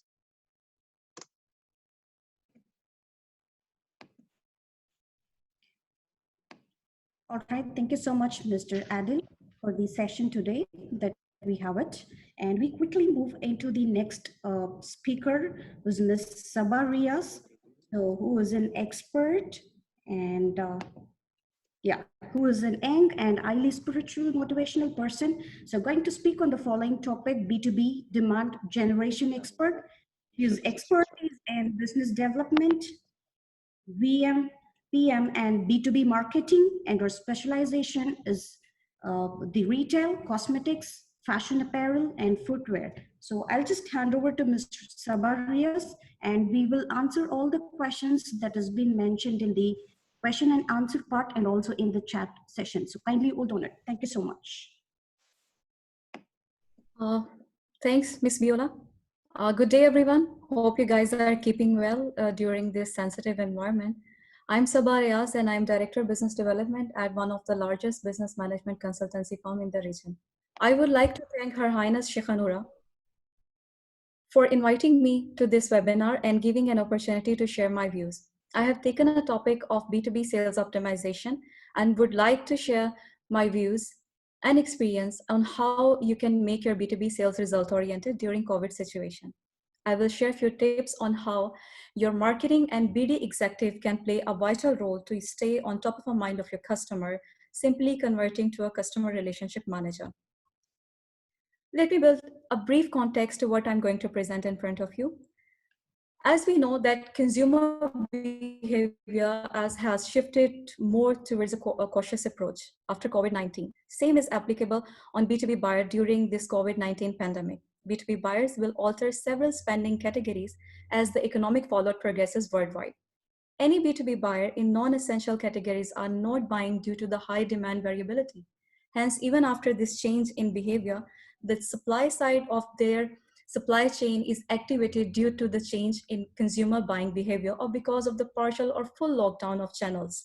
B2B buyers are still cautious in making decisions. Coming to my next slide, here I'm just showing a research conducted by Avianos published last month.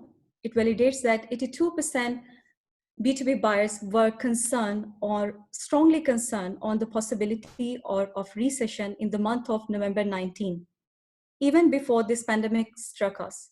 The concern level right now after this disruption are extremely high.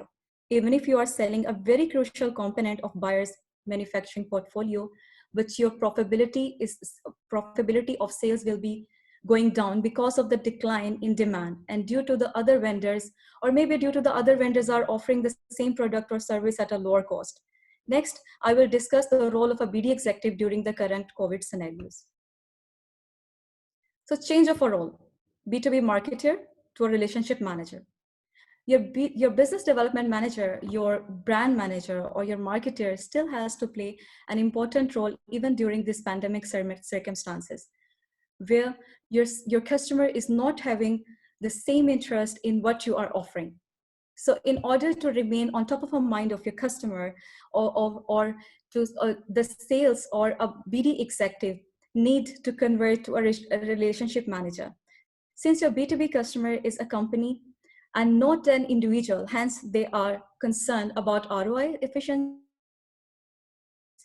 It's a time when a marketer should think out of the box and start to manage customers' expectation, entice your clients through logics and avail discounts.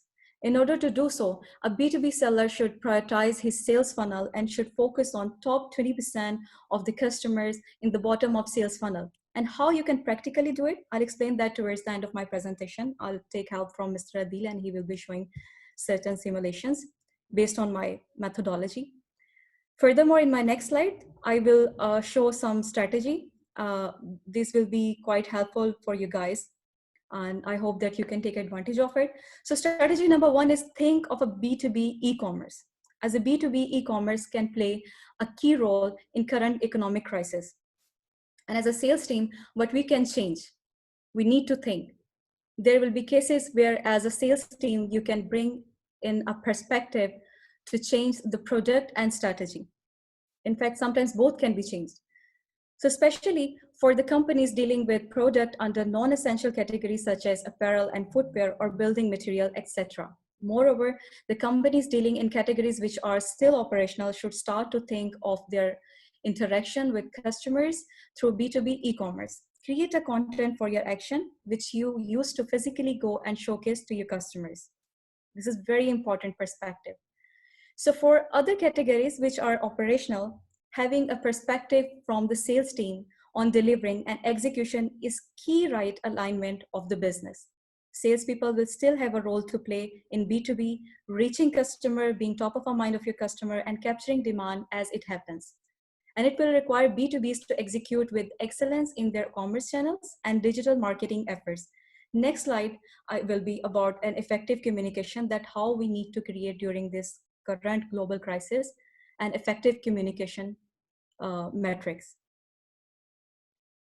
In this slide, I would just try to explain which is my next strategy during this current scenario, and that is to be create a solid communication matrix on the types of meetings you want to perform, with clear participants having certain frequency and with expected outcomes while taking out action items, while saving on operation cost of companies, as everyone, including your customer and prospects, have now more time to listen to you. So try to approach them digitally. Now coming to my strategy number 3. So that is to deliver, that is delivery and execution, which is very important as well, be it service or product. Contact customer to demonstrate strength, partnership, and availability. Make your offers easy to be digitally discovered. Launch targeted campaigns with a universal logic of see, try, and buy. That is very important to apply during your while you are delivering your value, while we are delivering a value to your customer in order to secure your revenue as well. So in order to secure your revenue, you may conduct a rapid data-driven revenue-based assessment, or it could be a based assessment by customer, product, channel, and geography, including full pipeline inspection. Create an agile team to run a cross-functional sales sprint for the most critical opportunities. Should involve stakeholders from your side. That is a very crucial part of this whole activity. And if you involve the stakeholders from your company, it will avoid any kind of delay for you to attain any kind of opportunity and convert it to a real business. Coming to the fourth strategy, which is not to slash prices indiscriminately, rather match sales capacity to the new market opportunity wherever possible. Also consider to invest in your most strategic leads. Shift sales capacity quickly, such as from new accounts to renewal and cross-selling. Shift spending from in-person to digital marketing techniques. Shift to lower cost coverage and channels wherever possible. Coming to the last strategy of this presentation, which is also very important, and I've just tried to summarize, in fact, two strategies in this one slide, which is the most important of all, which is not to miss your employee and embrace technology to sell. Reassure sales team particularly, and the top performers as well. There should be one-on-one coaching on sales pipeline management and account planning. Create a more virtual culture with the virtual norm in your company. By embracing technology, I mean to equip your team to sell remotely. Ensure to create digital communication channel and keep a close discussion with your sales team. It can be through a sophisticated digital tool such as PMT, which is very common nowadays. Every other good organization is using this digital tool, and it is covering a performance management tool, which is covering not only your day-to-day tasks, but also the upcoming, it is also have a capacity to track upcoming opportunities. Moreover, you should organize a sales pipeline to manage your sales team performance, arm your sales team with a perfect virtual pitch, use with your what you can say, your use and learn your previous priorities that you used to do face to face. Now you used to do the same with digital aspects. Now coming to the central as well as my favorite segment in this presentation, my respectable participants, hope you guys are attentive to it.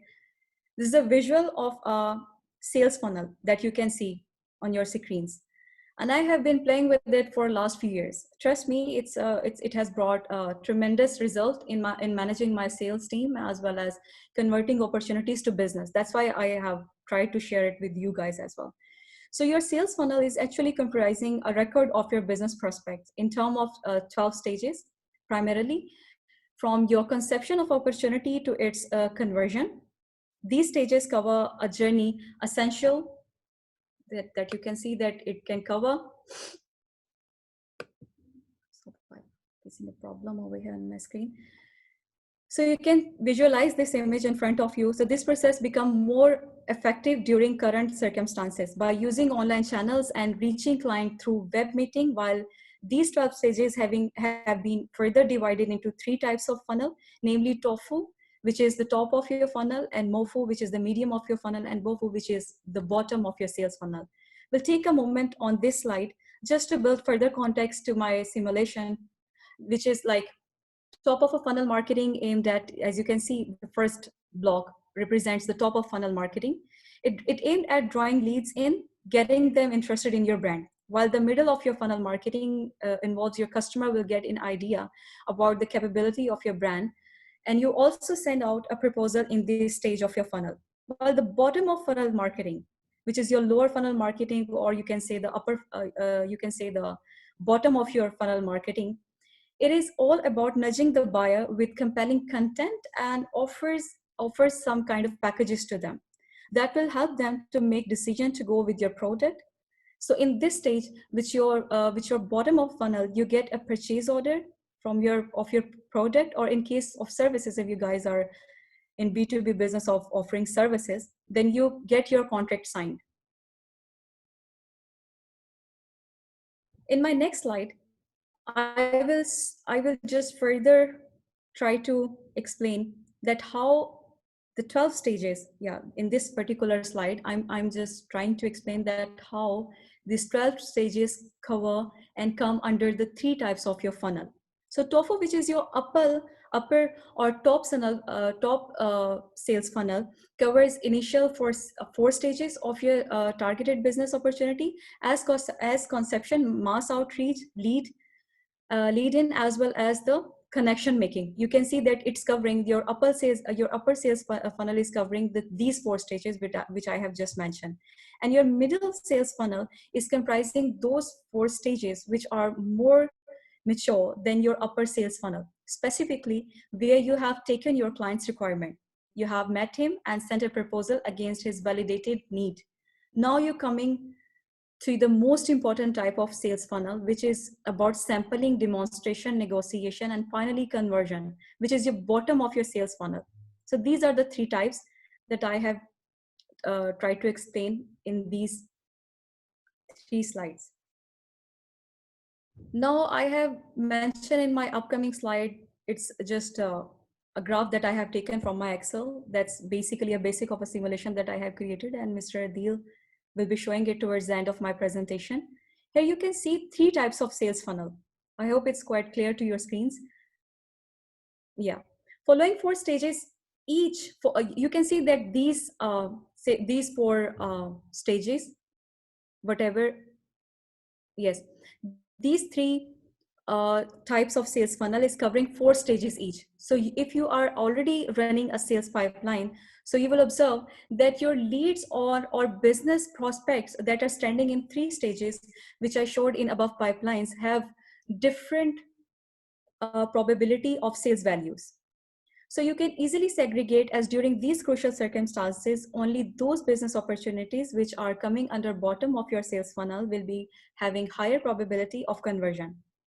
So you need to further reassign the probability of sales, even those leads which come under BOFU, which is your bottom of sales funnel, so that you may divide your attention and effort accordingly.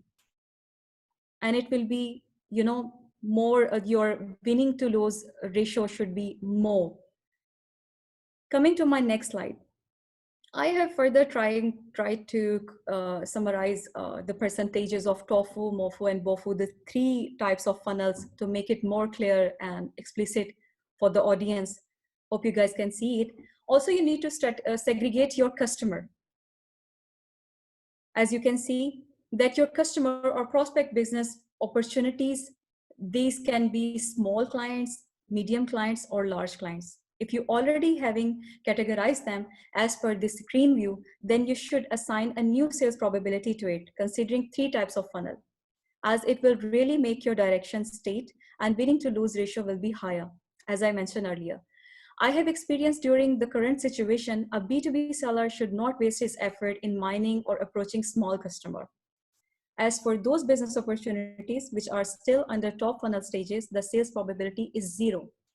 For medium clients, as it says, 10%, while 20% for the large clients.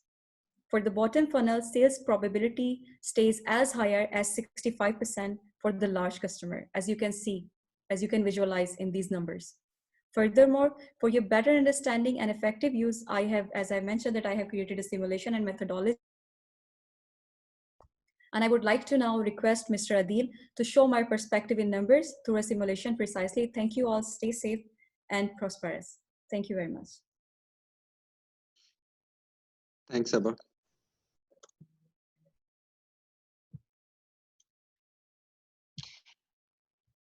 All right, so we have this particular simulation made for the funnel probability, and let me show you this in one glimpse. Let's say,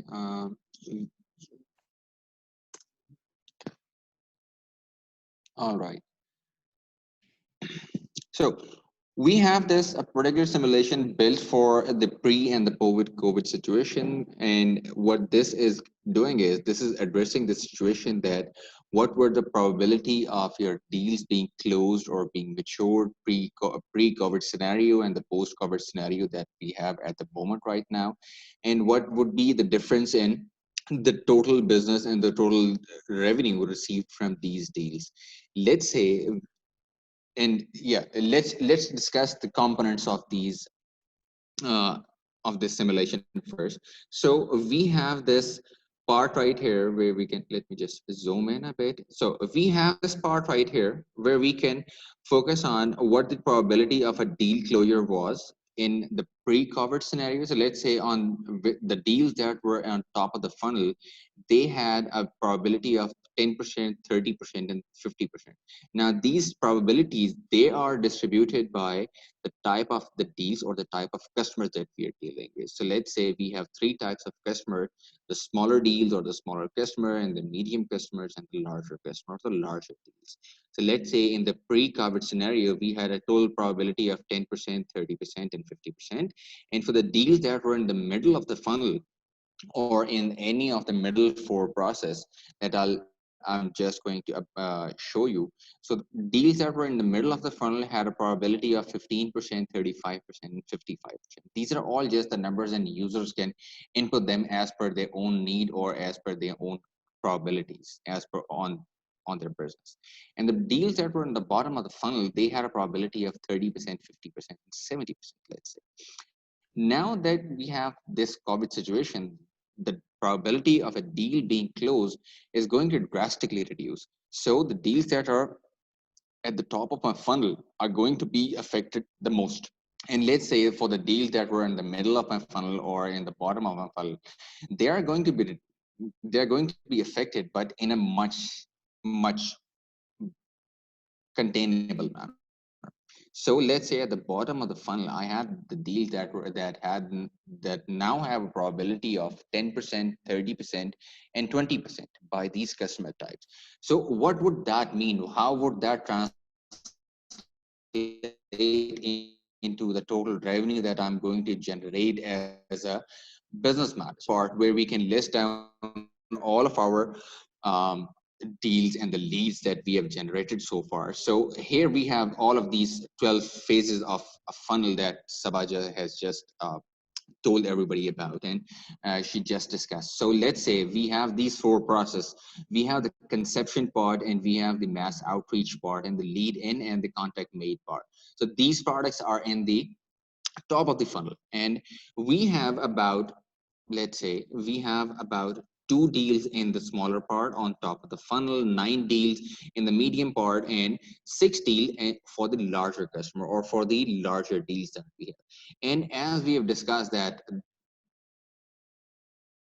situation, the probability of these deals converting into actual business or maturing is now really bleak. So whatever deals were parked in this particular area of the funnel, we're just going to keep them there for the sake that once the situation is over, once the situation normalizes, we can then move them on to the next part of the funnel and then on to the actual business. But for now, we can actually focus upon the deals that we have in bottom of the funnel, and they could be any of these phases. They could be in the sampling on the concept shared part, or they could be in the demos part, or in the being negotiated, or they're really close to being the contract being signed. So let's say whatever deals we have now in the bottom part of the funnel, we could we would know what the total expected revenue for them were at the very beginning. And now that we might be offering some discounts, or the deal might not close at the same level that we expected it to be, what part of the deal or what amount of deal we should be expecting to get mature. So let's say in the pre-COVID scenario for these particular parts, we have this, that we had a total number of deals, let's say these 15 deals that were available in the bottom of the funnel. And the total expected revenue for these deals was about $28,000.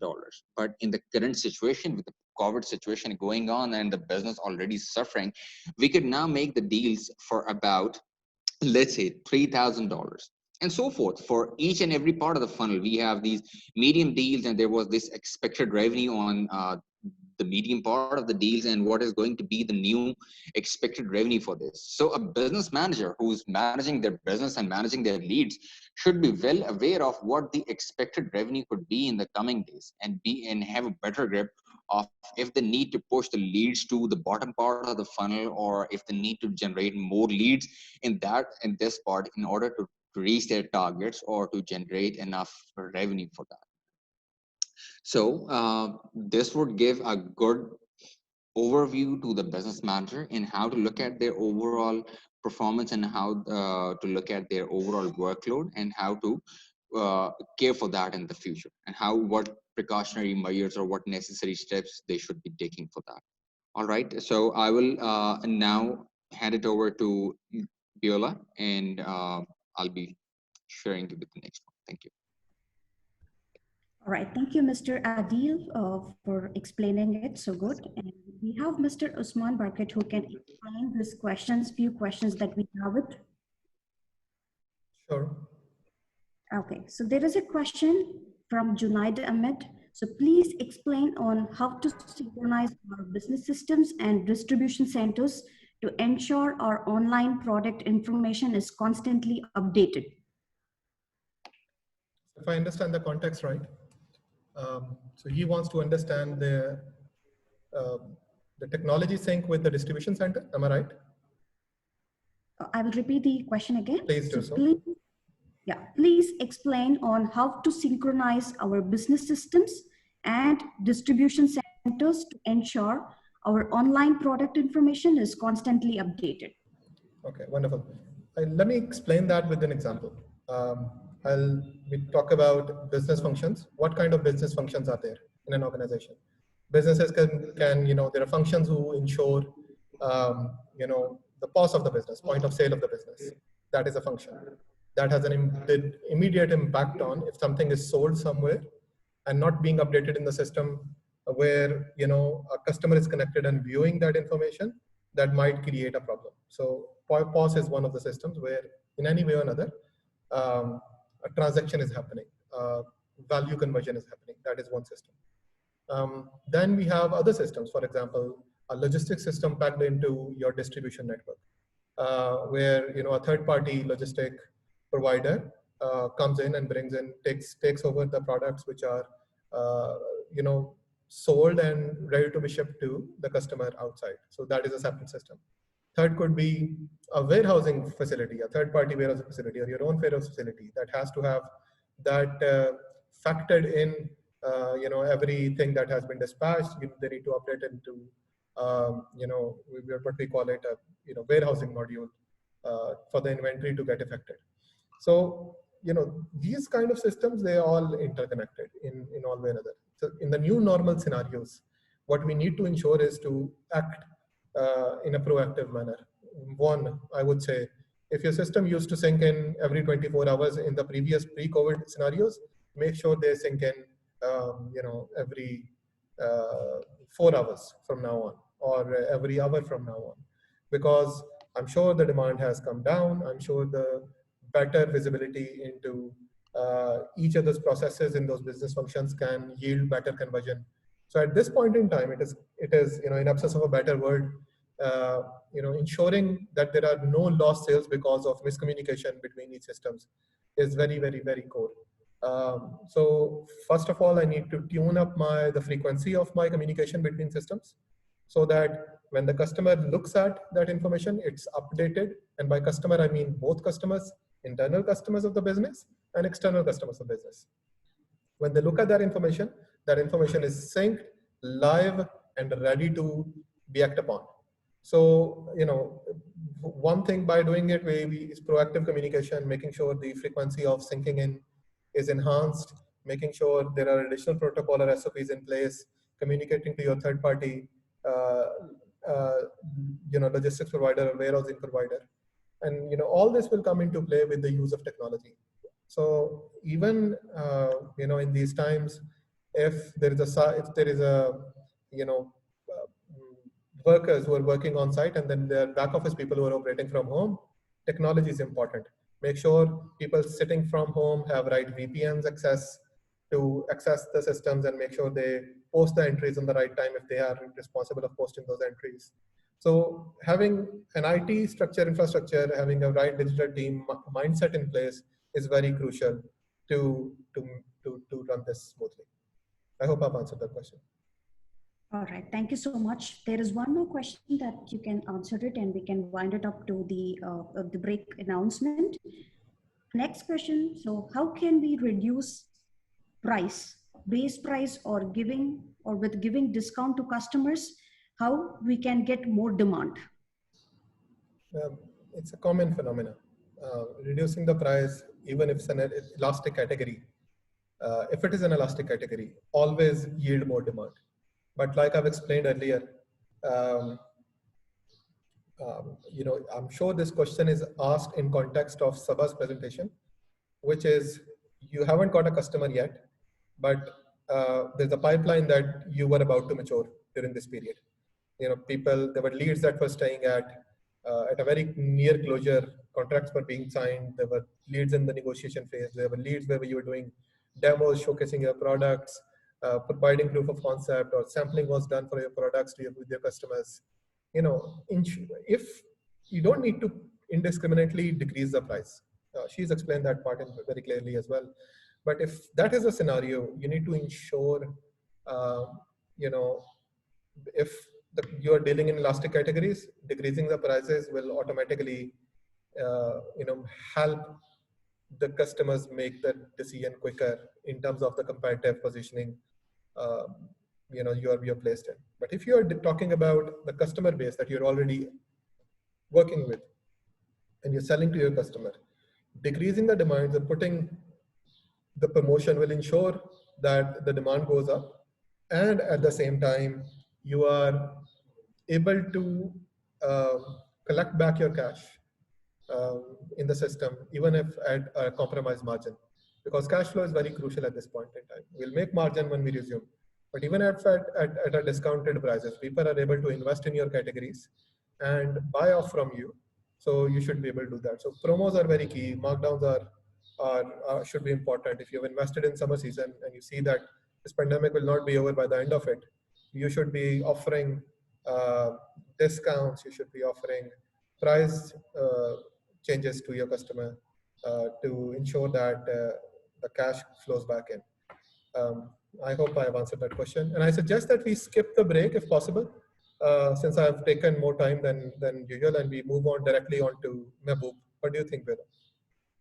Okay, so probably we can answer one last question and then we can skip next session.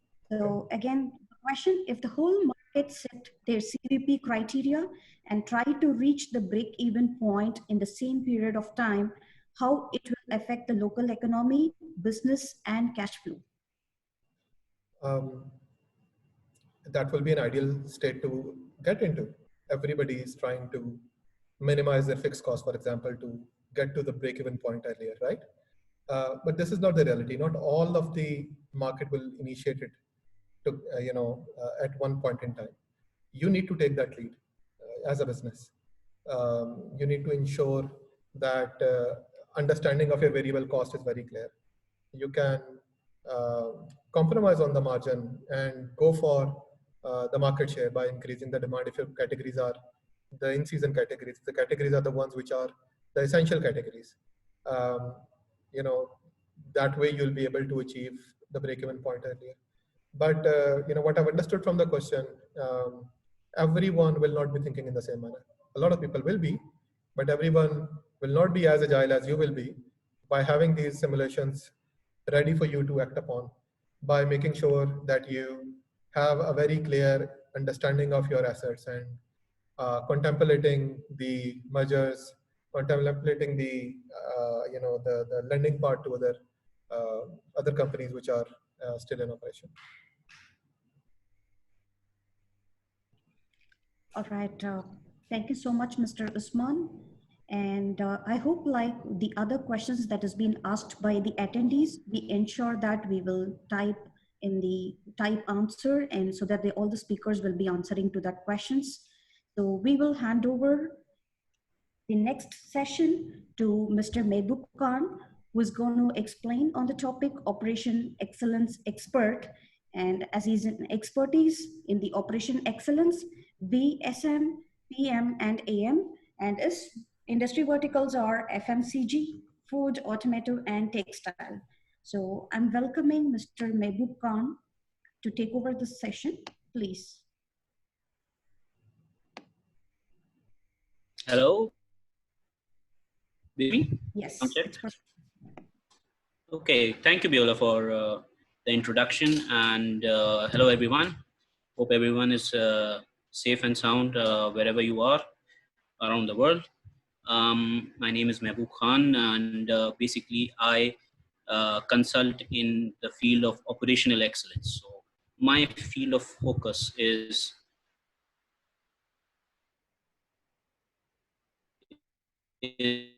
how to maintain,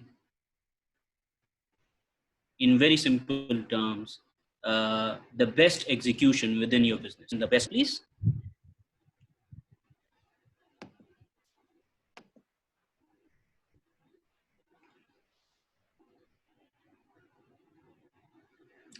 Okay, so what I'll be talking about now will be basically how you can optimize your operations so that you are reacting to this COVID situation in the best manner possible. Basically talking about every execution that is happening in your business or your legal entity, whether you are a governmental organization or a hospital or a business itself, all entities execute. And what do they execute? They don't only execute manufacturing, which is right in the middle of this slide, making. That's something that comes to mind the moment we say operations. But all around it, there is a whole value chain. You need to plan the whole business. You need to design your products. You need to source your materials. You need to manage the warehousing and transportation. You need to have a selling department, a selling team, and you need to manage your customers. So you need to be having customer relations. If you're a service industry, that's very crucial. And all around it, it is supported by the support functions, the admin and HR people, their work processes, the finance and accounts teams, the people who manage all the invoices, the accounting, all the salary management. So all of this gets incorporated in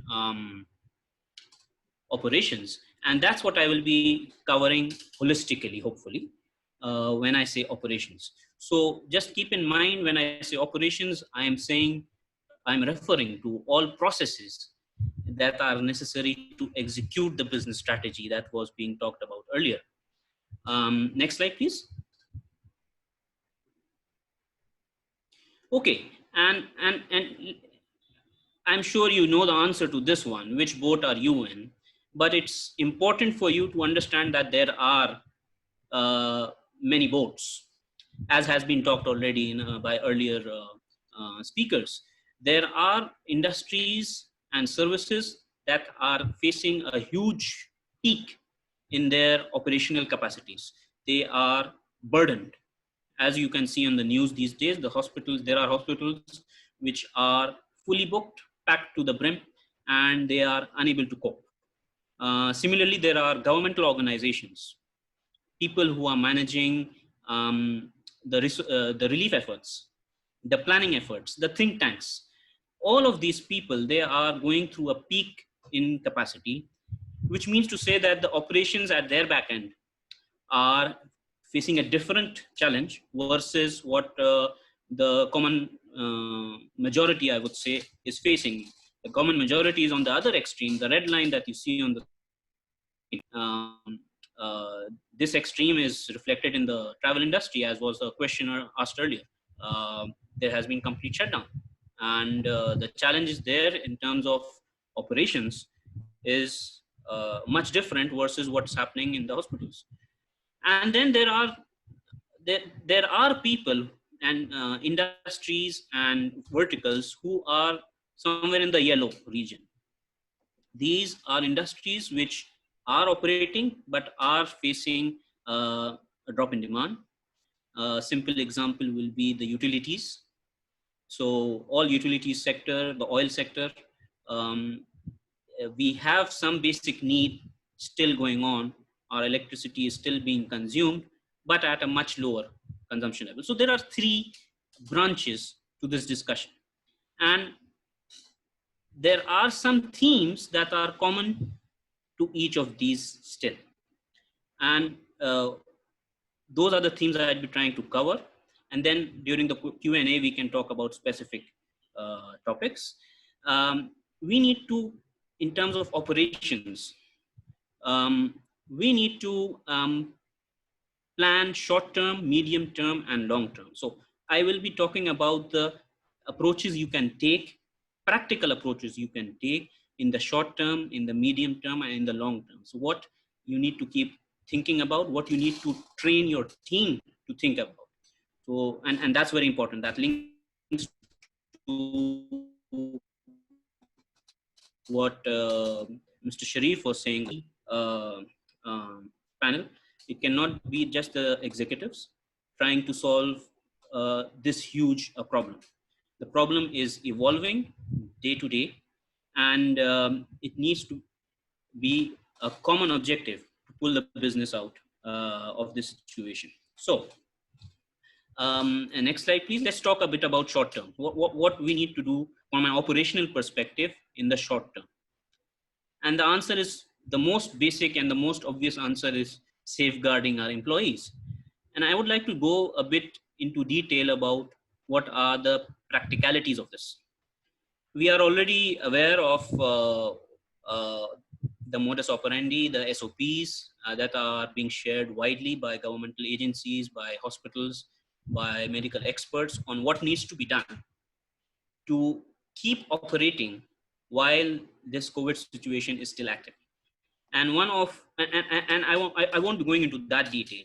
What I want to talk about are some specific executional and practical details that are being faced by our clients and are coming up. The first and foremost is the one on the left. And that's like shortage of PPEs. That's a supply chain that's under severe strain. And the image that I put up over here is actually from a newspaper clipping. And this has actually happened some part of the world. And what has happened is that there are masks that are available at prices 1,000% more versus earlier. So now you can get a mask for the price for which you used to get a shoe. And that can actually halt your operations.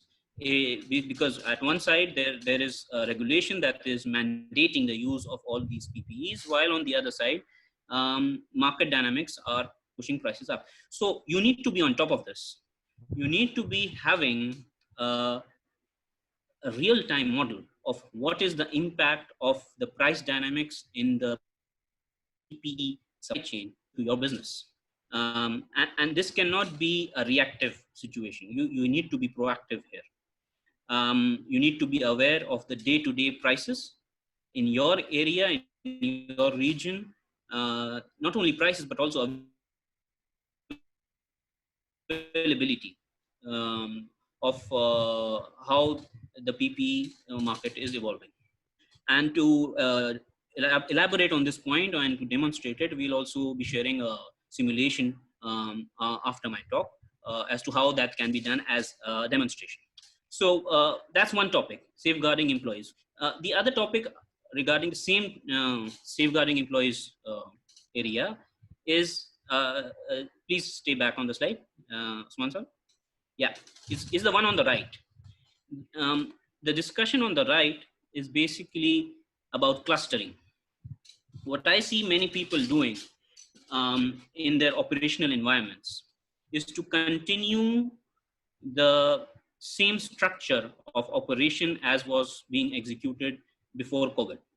So what is that structure? That's a hierarchical structure. It's a hierarchical structure where there is a department manager, and then there are subordinates to that department manager, and this department manager reports to a central leader, maybe an operational manager, and this hierarchy is the one that allows the operations to keep running. Now, usually these people, the department managers, get together in one room and update the operation manager. That's the modus operandi. What's important to remember here that everyone is exposed to the risk of getting the virus. And it's important that you forego um, the standard approach of this hierarchy and break up your teams into clusters. The intent being that if one cluster gets infected, then you need to have a plan for quarantine. If you are continuing the modus operandi that was being executed earlier, everyone is at risk of infection, and in case, God forbid, one person gets tested positive, everyone is at risk. Everyone needs to get tested. So if you have clustering in place as part of your SOPs, you can avoid that risk. If you cannot do this for everyone in your operations, at least at a minimum, do this for the leadership. Do not allow common leadership meetings to be happening in one room. Make sure those are happening remotely.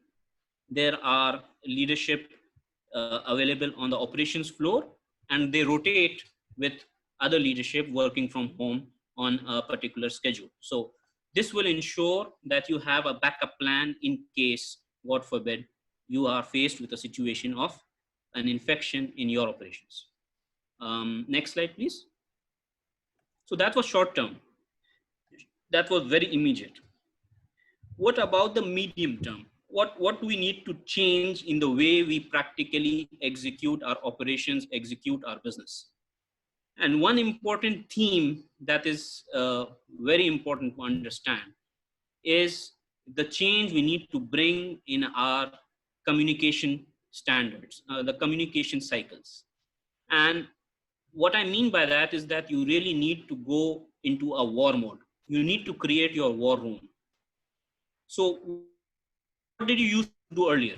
You used to operate in a very standard manner, which is a very effective way of operating in a non-crisis situation. When economy is stable, when you can predict the next year, you can predict what was going to be your sales next year, you can go and start having meetings in the boardrooms, like is shown on the left. That is for the pre-COVID period, and it can also continue during the crisis as well. But that whole approach is focused around performance. The focus there is that a department manager or an employee is going to prepare an update for the rest of the board and going to present the progress regarding specific KPIs, and basically based on that update, decisions will be taken. That cycle is way too slow in the current situation we are faced with. What we are faced with is a daily change of the situation we find ourselves in. Every day we find out that there has been a change in a regulation, there has been a change in the insight doctors have about the virus, there has been change in the demand, there has been change in the people, there has been change. Everything is fluid. So what we need to change in the way we make our decisions is the way decisions are made during a war. That's where the war room word comes in from. So on the right, what you see is a picture from World War II. And the way the people here in this picture are interacting is very different from what is happening on the left. Everyone on the right is updating the situation.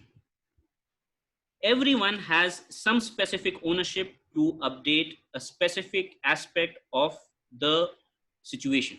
So the right side approach is designed around situational awareness and decision-making speed, the speed at which decisions are taken.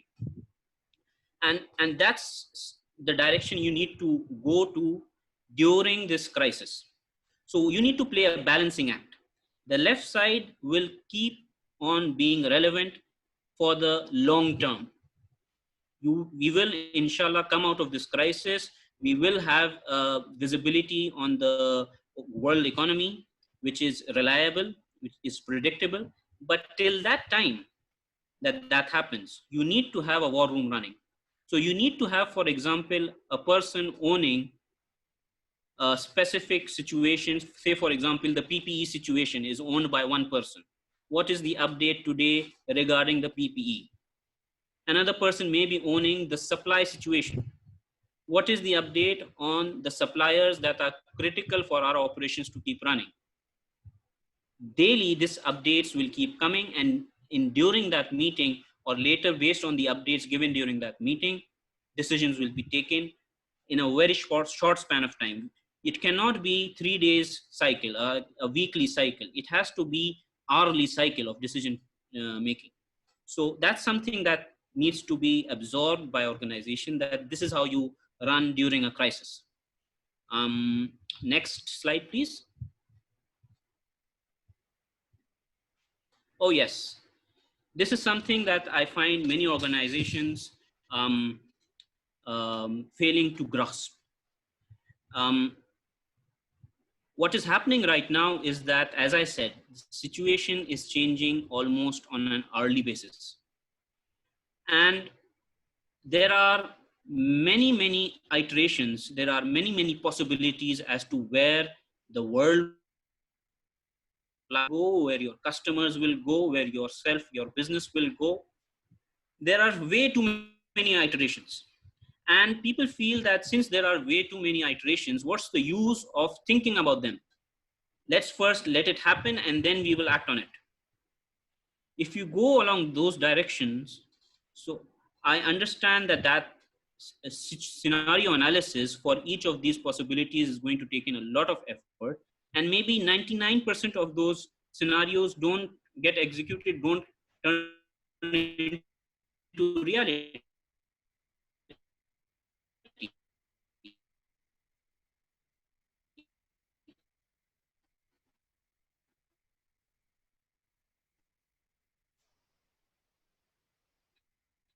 But what you should be thinking is about being ready for that one person. And that's not only for the it is for the operator that is producing a specific product. What if we run out of cash 2 months from now? What if sales peak up because of one situation or the other? So these what if questions need to be asked by everyone in the organization. This is a fundamental need for operations to keep running, and it cannot be emphasized enough. These scenario analysis will feed into the war room and come back with actions which will get executed because the war room has been established. So this cycle is something that will take your organization forward during these trying times. So that's a bit about medium term. Next slide, please. One more aspect about the medium term. Generally speaking, this is how our businesses, how our organizations, how our non-governmental organizations, how our services sector, all of us usually are arranged like this. There is too much inefficiency.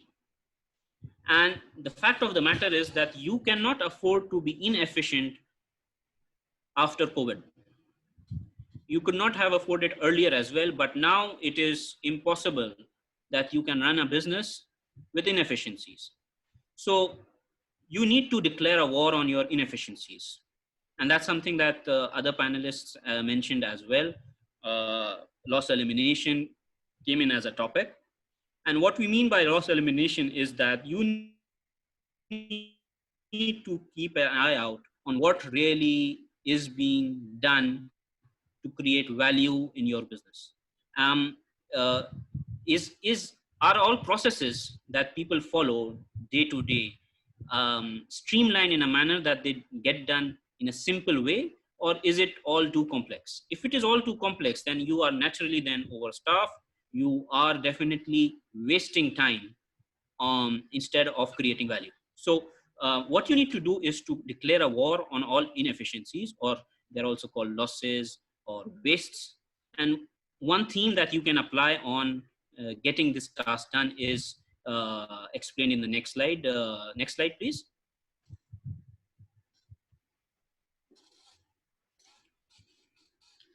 Yes.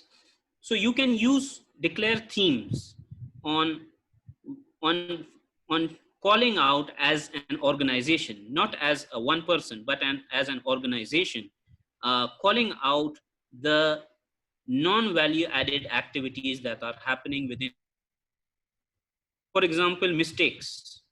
This example that I have put up is relevant for hospitals that we are seeing getting overburdened throughout the world.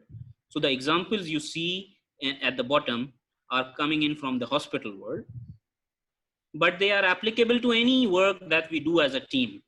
Any operational execution that happens will have mistakes. That's the green box. Will have people waiting, just waiting for stuff to happen. That's the yellow box. They will have inappropriate processing, overkill of work. Example in a hospital environment is an excessive paperwork. A lot of documentation that goes in, and a lot of procedures that go in which are not necessary if you take a step back and critique it, but that keeps on happening. So what are the inappropriate processing, over processing that are happening in your organization? That's the purple box. And on the top right, you see the orange box. That's uncoordinated activity. And that's a loss which I would like to point to the question, where the question was, how can we ensure that the online retailer inventory is up to date every time? And one of the core reasons all such losses, all such inefficiencies happen is because of uncoordinated activity. There is no system in place to make sure that the update of the stock taking. The stock taking gets updated into the systems, the ERP that have been put in place at a particular time, every day, every hour, without any miss. How can we ensure that? And that can only happen with excellent coordination. And there are approaches to making sure that happens within teams, such as approaches such as visual management. A simple visual board placed on the floor itself will help out a lot to make sure that everyone is aware of the latest about stock taking. There are other losses, things like motion.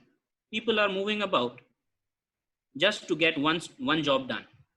So one step happens at this corner of the building, the other step happens at the other corner of the building. It can be a building, it can be a room, it can be even your desktop. So any movement that is happening and not creating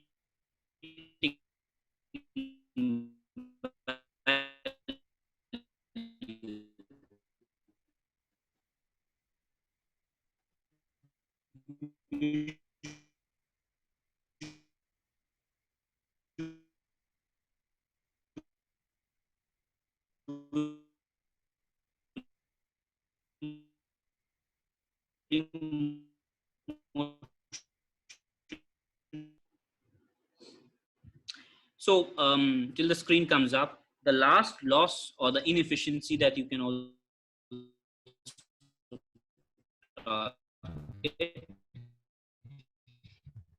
is transport.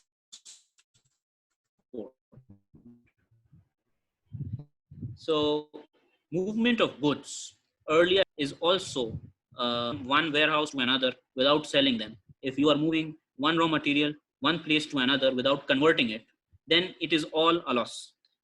So those are the themes that you can challenge on a practical level on the ground to improve your efficiencies. Moving on, let's talk a bit about the long term. In the long term, what you need to be aware of, Usman sir, if you can go back one slide.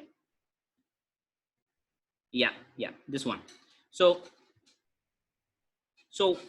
what we need to be aware of is that post COVID, what will the world look like?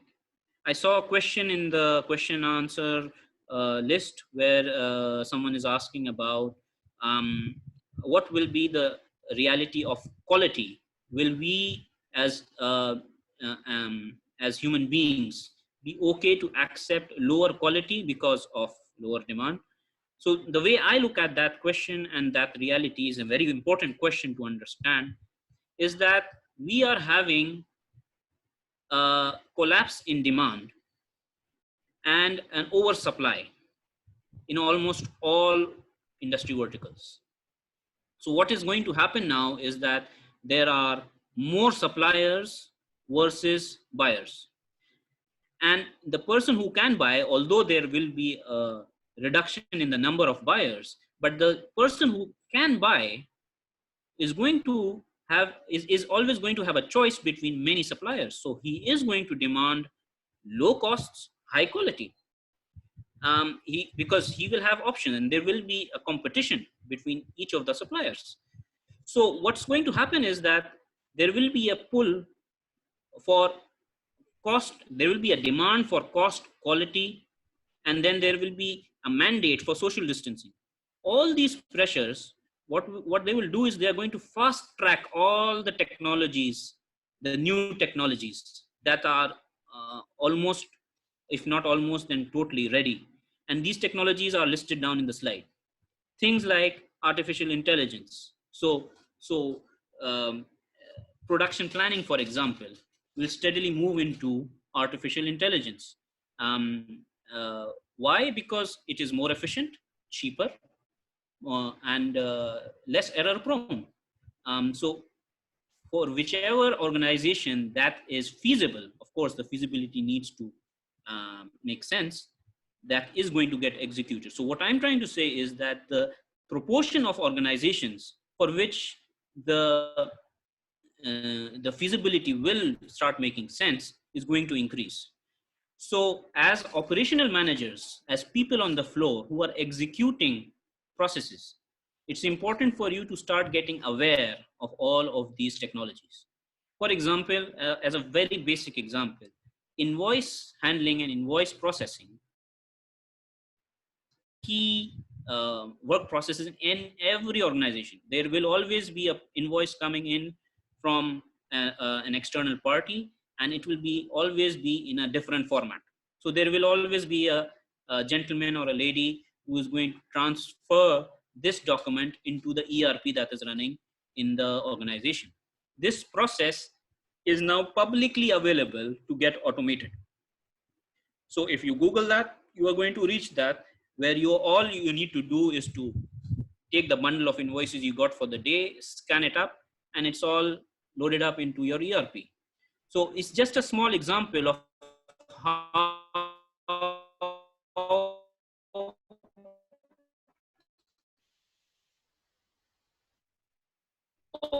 operational managers will be forced into taking this decision. What you need to think in terms of the long term. This I've moved in your war rooms. Next slide, please.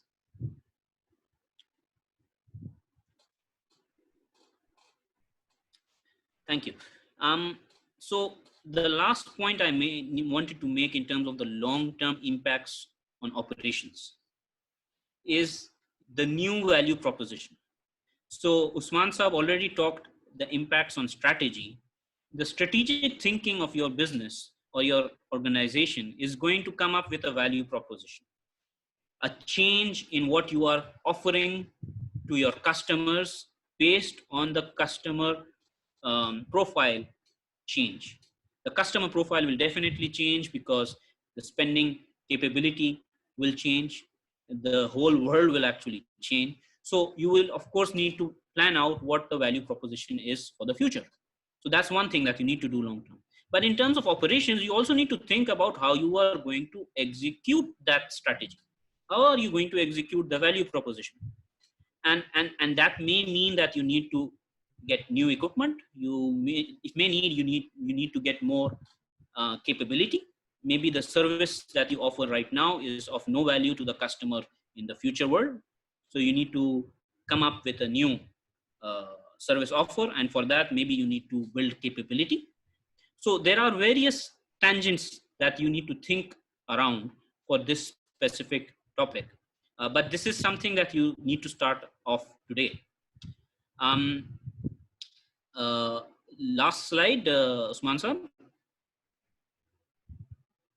So I'm just going to conclude as a summary what basically I talked about. In the short term, on the left side, no matter which stream you are in, you need to keep your employees safe. That's the basic most. But to do that, you need to stay on top of your costs. On the medium term, you need to immediately set up your war rooms, because that's the construct that can help you take decisions fast.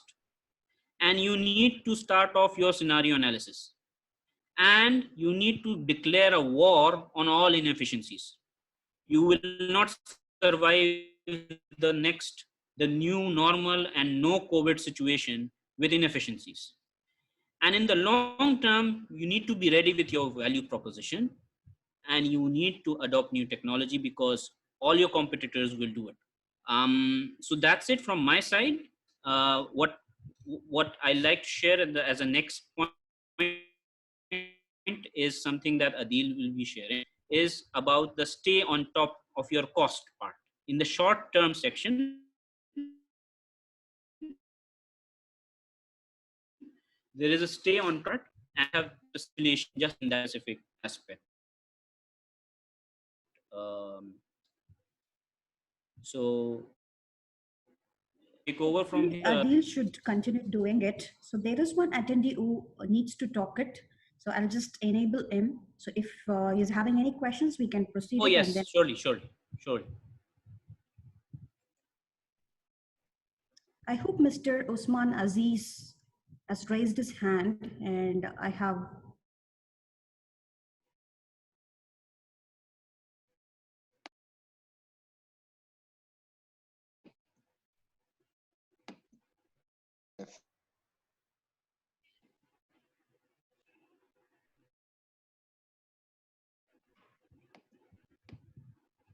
So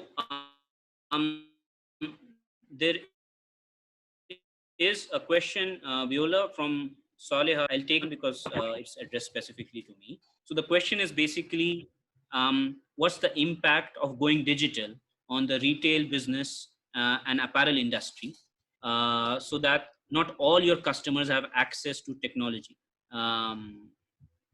That's the situation they are in. So customers you lose in that scenario. What measures can we take to avoid the loss? I think.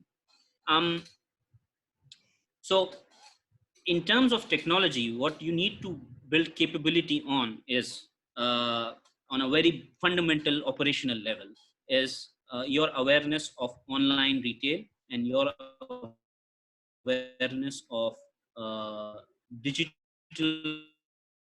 processes that allow your customers to buy from you online. Different process versus the brick and mortar approach. So the approach you can take is to build organizational awareness of how you are bringing in your customer and how that has changed. An online customer gets pulled in through a very different process versus a customer that walks into your brick and mortar store. So in my opinion, the one thing that you can do to avoid such a scenario of losing customers because of technology is to build your capability in the technology that is changing the world around you. So I hope that answers the question. Biola, if you can guide me to any other Sure. question. There is another question as well. How to ensure that our operations strategy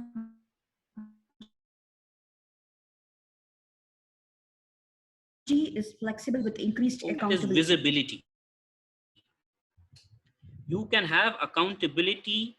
Easy way of accountability is to make results visible for each and every individual working in your team. So for example, let's come back to the example of stock taking. There are pickers in the warehouse who are responsible for taking stock. And I'm sure there is not one picker, there are maybe 4 or 5 or maybe more. In such a situation on the floor is to create a board which declares the score or the time at which the stock taking was completed, and the accuracy of that job on a simple updated for that task. So you can build accountability in operations easily if you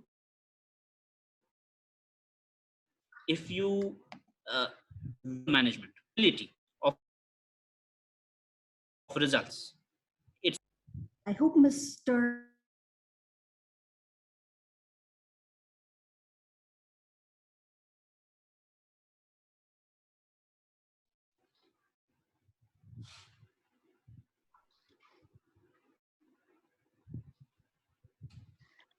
Hello, Mr. Osman, are you available? Yes, please. Probably we can. All right. So Can I add value in it? Osman, can I answer this question? Sure, please. Okay, so the question is that how to create the accountability. So normally in the normal scenarios, we are very relaxed about the KPIs and the performance of individuals in the organizations. So this is the reason we just start have a general expectations from everyone that he should know what I expect from him. I think so in this critical scenario and after this COVID scenario, the KPIs and environment at individual level and have a very transparent system connected to very critical this scenario. As Mehboob Saab said that, as Mehboob Saab said that visibility, the KPIs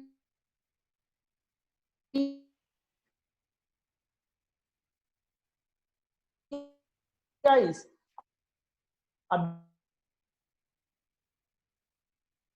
the need to be answerable for what exactly is doing. So we don't. I think so. It hope to answer the question. All right. Thank you so much, Mr. Adil. I have one question which is left here. Should we be asking our customers if they would be extending their contract with us, or is it putting ideas in their head? How transparent should our communication should be when it comes to this? I'll answer that question in the chat zone. I think we should move on to Adil with the simulations, please. Okay. Okay. So I'm inviting Mr. to take a question, please. I'm All right. So kindly hold on. So we are sharing our screen. Just a moment. All right. Thank you so much.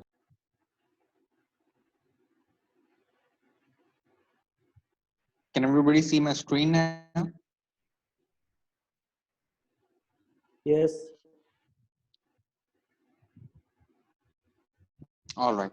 So we have the simulation here, and this is built specifically for the purpose of checking what the additional operational cost might be given health and security situation right now, or this COVID situation right now. So what we have this simulation is to account the two major parts of your operational plan. One is your shift timings and the people involved in your organization, your production floor, or let's say your head office. And the second part would be the health and safety environment. What amount of health and safety measures you need to keep. Let's say what amount of sanitizer you want to use, or what amount of soaps you might want to use, and what amount of gloves you might want to use, and let's say for the transport disinfectant part. So we've taken into account these several measures. I'll take you through each one of them. So we have these 6 parts in total. We have this operational plan where we are actually talking about the total number of days that a business is currently operating in. Let's say the business is operating 26 days a month, and there are the shift timings, the working duration per person. So let's say a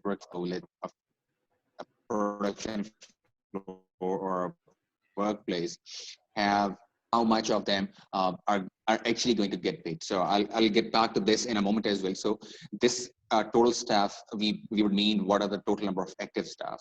And then there are a percentage of people that might be working from home, or they might be working off premises right now in the current situation.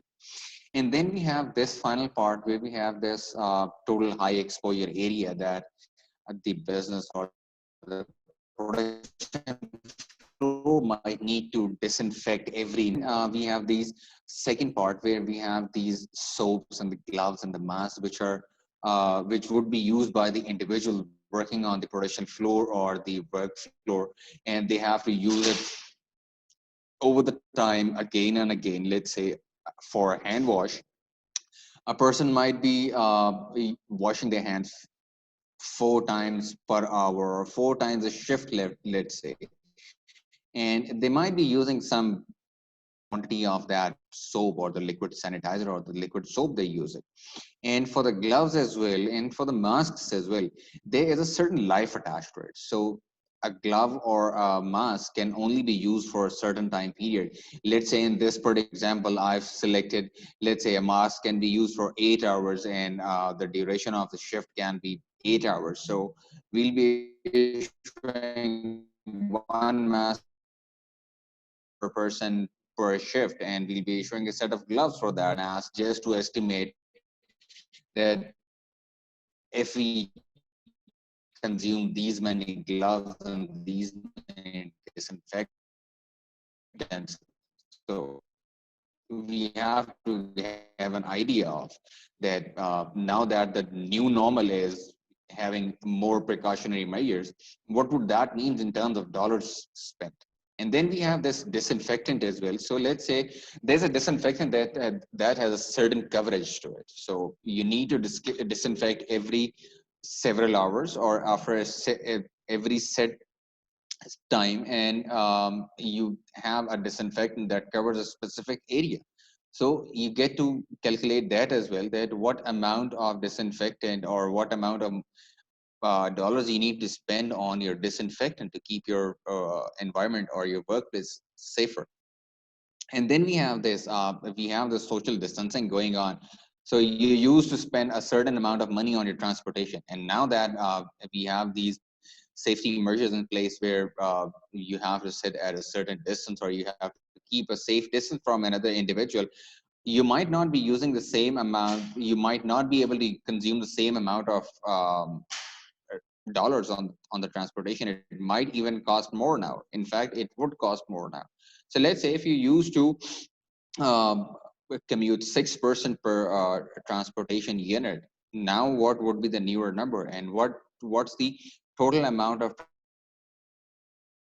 transportation unit, the transportation amount that you used to spend in a month. So we're going to, based on these input numbers, let's say we are going to calculate these output number and get an estimate of what is going to be the total additional amount that you need to spend to keep your environment safe. So let's say we have for the mask part, we have entered, let's say the total life of a mask is 8 hours, and the cost for a mask now is $2, and we do have a capacity of 150 people that are working on the production floor, and 40% of them are working on the floor, 60% are working from home, and 40% would be working from the production floor or the office floor. So we have 40% working from the office. They'll use about one mask every day. So we'll be using 90 masks per day. And the total amount of that mask is going to be $4,680 per month, and so forth for each and every one of these safety utensils. We have 90 gloves per day, and we have 4 bottles of liquid sanitizer or liquid soap to be used every day, and we're going to use about 6.5 liter of disinfectant every month, since its frequency is smaller. So let's say in this particular example, we could come up with any of these new costs. This is just was the purpose of demonstration, but eventually a business could have certain different variables or certain different utensils that they might need to use. And this is just giving you this is eventually going to give you the idea of what additional cost you're going to incur every single month in this new normal. So this simulation will focus around on that new cost, and that right now, this would be the upcoming cost right now. So this simulation is here, and I'll be sending this to each and every one of you to play around and yeah, ask me any if you have any question, do let me know now. Thank you. Thank you so much, Mr. Abdul. So, if anyone has a particular question regarding the tool, you can raise hand so that I will disable the option, which is so that you can allow to talk.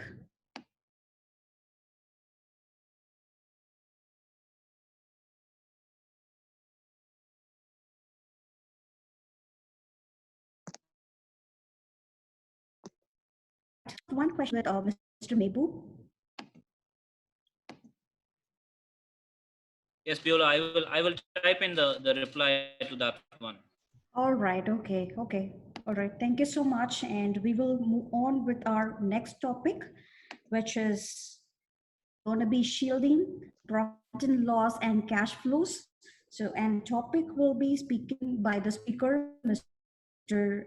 Abdul Rahman Arif, organization performance modeling expert, and also in operation excellence, assert efficiencies and governance, and his industry verticals are automotive, FMCG, and services. So I'll hand over to Mr. Abdul Rahman to take over the session. Thank you.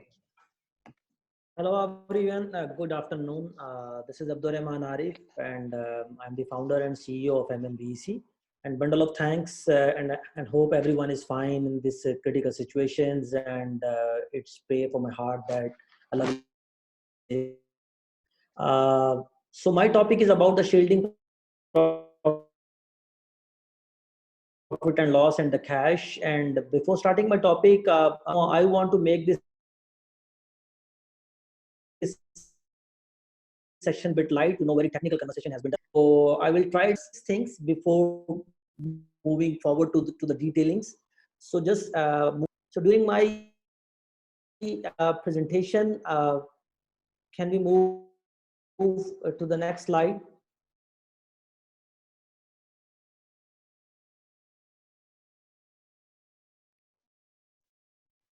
Okay, so I start from the basics. So during when the executives and the top management are busy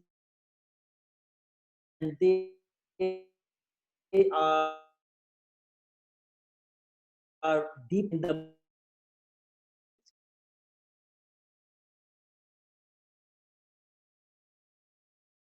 most competitive and the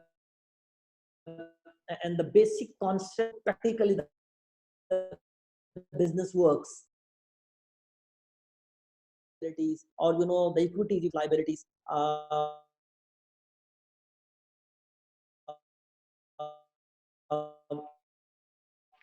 so I keeps on explaining the concept of this thing.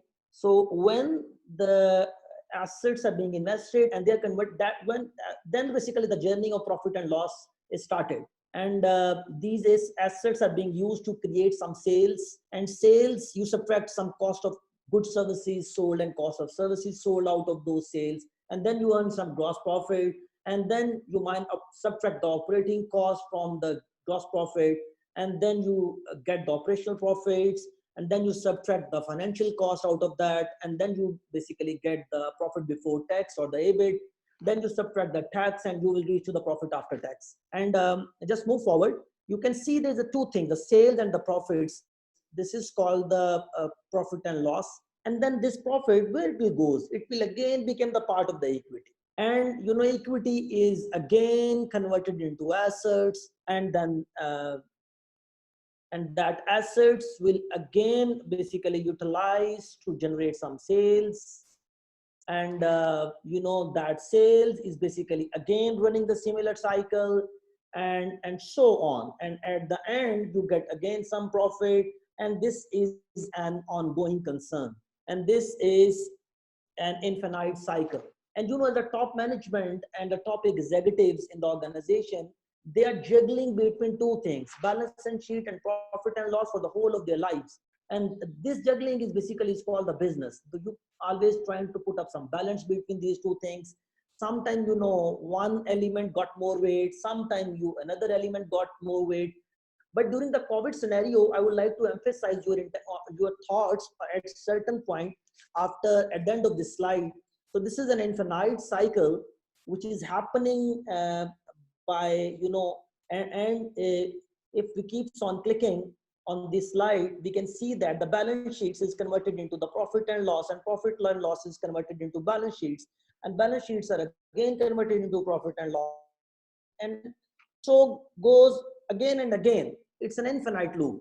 Okay, but the very important thing, and where the cash is happening in this whole conversation, here's the cash. This is the point I would like to emphasize during my conversation. Just on few clicks, you can see one more interpretation of the slide, that the management of the balance sheet is called the governance, while the management of the just move back. So the management of the profit and loss is somehow called the management. So this is the reason now the new designation of the CEOs are called the head of profit and loss, and the new HODs has been named as the head of cost centers.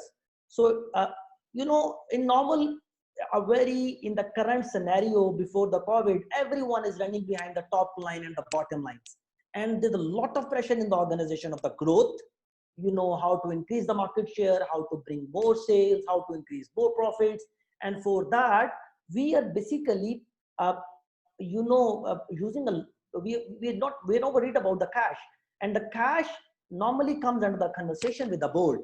And when the board sits, and the boards are looking at the balance sheet and the assets and the the receivables, and that the cash at bank, and that the cash in hand, and many other things. So what I feel in my practice by attending the different board meetings, uh, the people are not giving the importance to the balance sheets as much as they have to give. And plus, the many executives even don't have understanding about, so that the discussion on the balance sheet is equally important as the discussion of the profit and loss. But profit and loss is more of days in days out operations. So this is the reason we are more engaged over here. And while the governance side, normally it's a quarterly meeting or in a monthly meeting or at the end of the year, the people start looking at the cash situation is bad, and now we take a more loans from the bank, and make some cash and which in the company, and we start survival. And so by running behind the growth, every company is short of cash, not that concerned about the cash. There's the board of directors, shareholder, maybe they are concerned about the cash. So this is the criticality which basically pop this topic up in my mind, and I would like to put more lights on it in the coming slides. So let's forward. So in the next slide, so by looking at this thought process, so one thing is happening which I am going to explain in the next slide, as it is disrupt changes. We believe in top line. Is the belief in top line broke down? We believe in bottom lines. So the bottom line has gone, nothing is nowhere. We change our priorities, the change we operate, the change we review. Even in many companies, when I sat in the board meetings, it's profit and loss statement, because our reviewing eyes are more focused on the profits, and we act on all those elements which are eating our profits. So so the way we do the business, so I will show you some another dynamics that is basically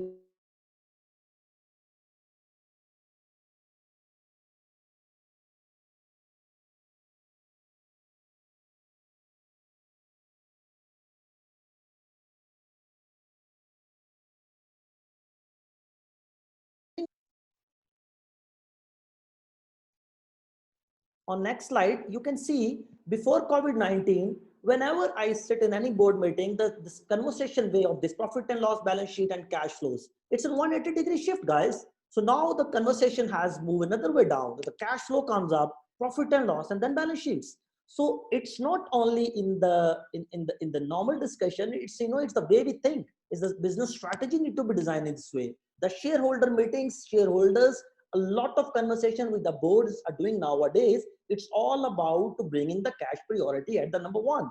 So I think thinking the cash before the profit, it will be the next disruption in the whole business mindset. It will challenge the growth. It will challenge the mindset of the investors to invest their cash to convert into more profit and more market share and more the growth rate. So this is the mindset which is being changed a lot. So move ahead to the next slide. So while I was working on this specific topic and while conversing with a number of board members around me, I feel that many executives in the organizations, they're really struggling about the concept of the liquidity of the company. And so I will put up a small insights and very brief basic concept how basically to the liquidity analysis we can do, and how the executive should build these four capabilities within himself, along with the cost cutting, along with the cost analysis, along with the loss analysis, along with the market competitive analysis, along with how to increase the growth, and close in how to do the pricings. This is very important, patron of the learning and top executives. They keeps on learning these things all the day. But the cash management, that's another skill set, that's another capability, that's another the inner belief and the passion to learn these. So I will show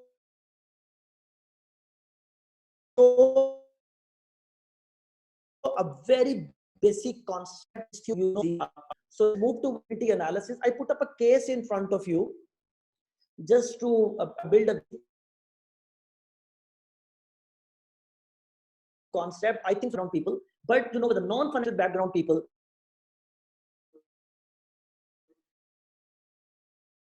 they should to understand the liquidity situation of any business. Number one is the current ratio, number two is the quick ratio, and number two is the net working capital worth. And then we have a small summary of the liquidity analysis. So just move forward. I will go through these calculations. Let's take XYZ Corporation. I took a balance sheet of 2007 and 8. It's like all numbers are in $1 million. And if you can see in 2007, the current assets, where there are three things, are basically falling under the heading of current assets, which is the cash, account receivable, and inventory, and $84 million, $165 million, and $393 million, $642 million. In 2008, its sum is $708 million. While on the current liability side, the account payables and the notes payable, these are two things I have to pay. The total is $543 million. In 2008, it will reach to the $540 million. So this is a very, a basic concept of current assets and the current liabilities. Okay, so let's learn how to calculate the first ratio. So if you talk about the current ratio, so it's basically just divide the current assets divided by current liabilities. In the small table, you have seen that the current assets are 708 in 2008, $708 million, while the current liabilities is $540 million, and 1.311x is the current ratio. So this means that the firm can meet its current short-term debts obligation by 1.311 times over. In order to stay solvent, what is solvent basically? Solvent is another concept which the financial people knows by heart, but it's an organization which can pay their current debts from their own cash. So this is the solvent organization, like the chemical which can dissolve the rust, and this is similar concept. So the current debts may be act as a rust, and the organization is act as a chemical. So we are able to absorb our current debts. So its ratio, as per the financial guidelines, even the ideal guidelines, it should be 2. But okay, in the good scenarios, it should be 1x minimum, which means that we can meet our debts obligations. So the firm is solvent. You can see in 2007 it was 1.182x, while in 2008 it is 1.311x. It means that the organization performance has improved with respect to current ratio in last 2 years, in between these 2 years. And so this is the basically current ratio, but this is not giving you the right picture.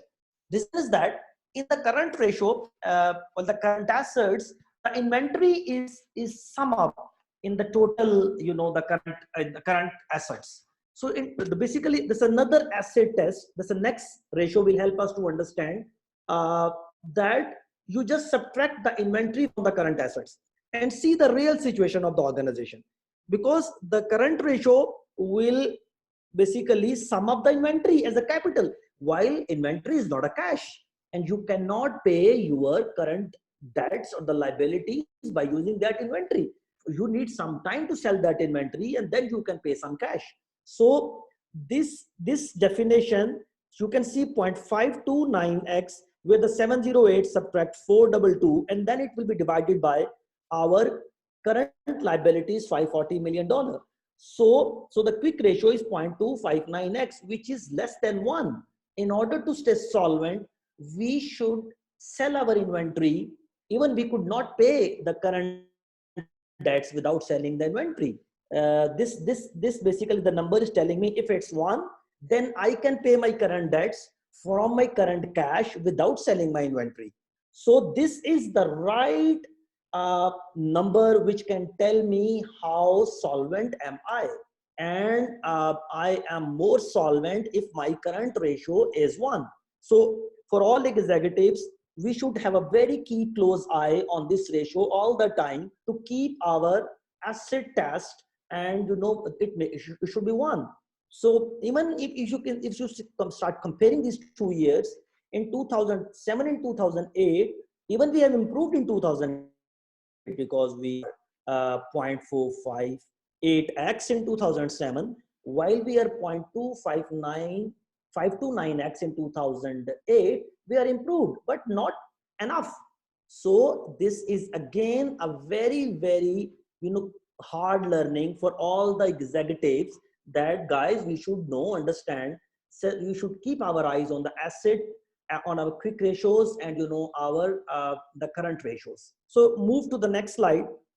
So that's another which is the important thing that we need to say, the net working capital, which is basically the current assets minus the current liabilities. Again, it's $168 million according to this small table.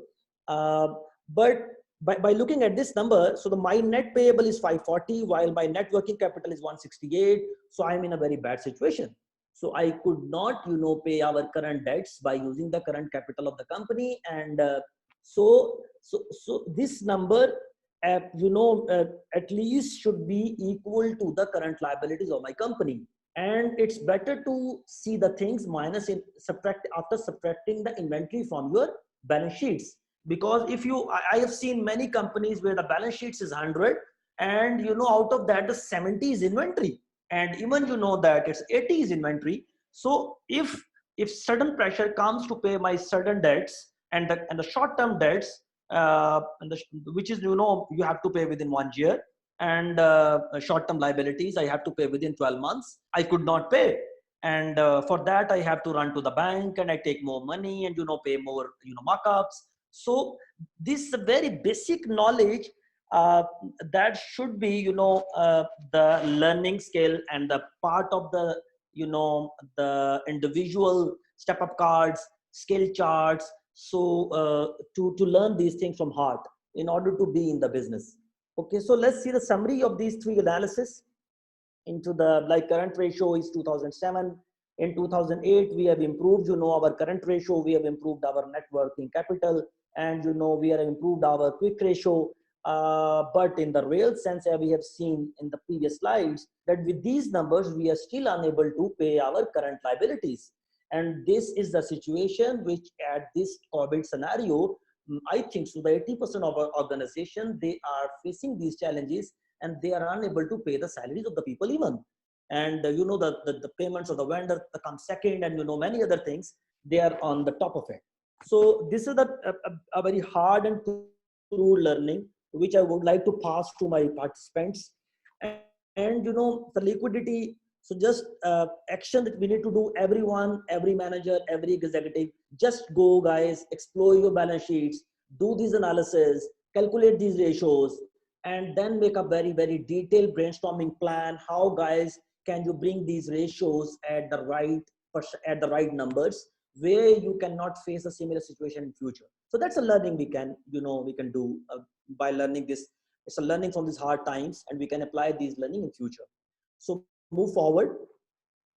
So just a few lights on another topics, and how basically we can work with the vendors and the different scenario making, which the Adil is basically working on that. We'll also present some scenarios to you while working on how can we play with the discounts with the customers, how can we play with the stretching the vendor payments, and how these by doing these, changing these attributes, how can it help me to manage my cash, and in how many days so for how many days I have the oxygen in my cylinder, and from how many days of cover I have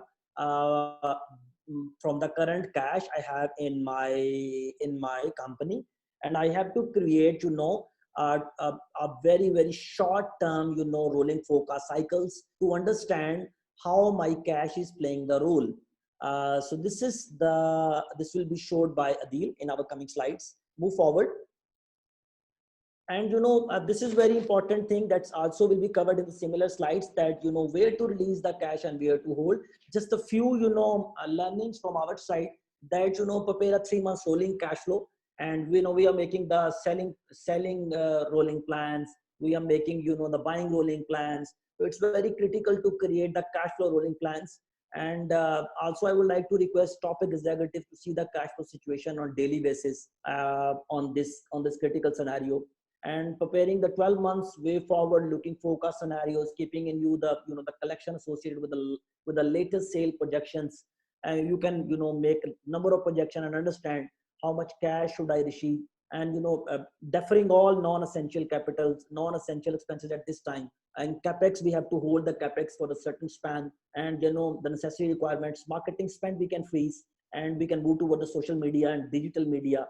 And then further cost saving opportunities and even cash saving opportunities we can bring on the table. And negotiation with the vendors, that's another part that we need to bring with. And one question I would like to add the answer, one question which has been asked to Mr. Mahboob in the last slides. The customers and the vendors are not technological savvy. They don't know how to use the technology, and how can we bring them on board. Guys, this is the ideal time. We need to work from the heart to work with our customers and the suppliers to teach them about technology. So otherwise we are not at one table, we are not at one page. So this is very critical time. And before the COVID, one person said that I'm okay, I have a SAP, I have a Microsoft Dynamics. If my supplier don't have these tools, it doesn't meet me, it doesn't matter. I can push things hard, but I can do musclings. But from this scenario, it's very important to teach people, to teach your suppliers, to teach your customer even about technology. And maybe this will be the next additive at a competitive advantage, as well as the additive services and other additional services you can offer to your customers. And if you buy from us, so we can offer the following courses to you. If you buy from us, if we will buy from you, we can build the following capabilities in your organization.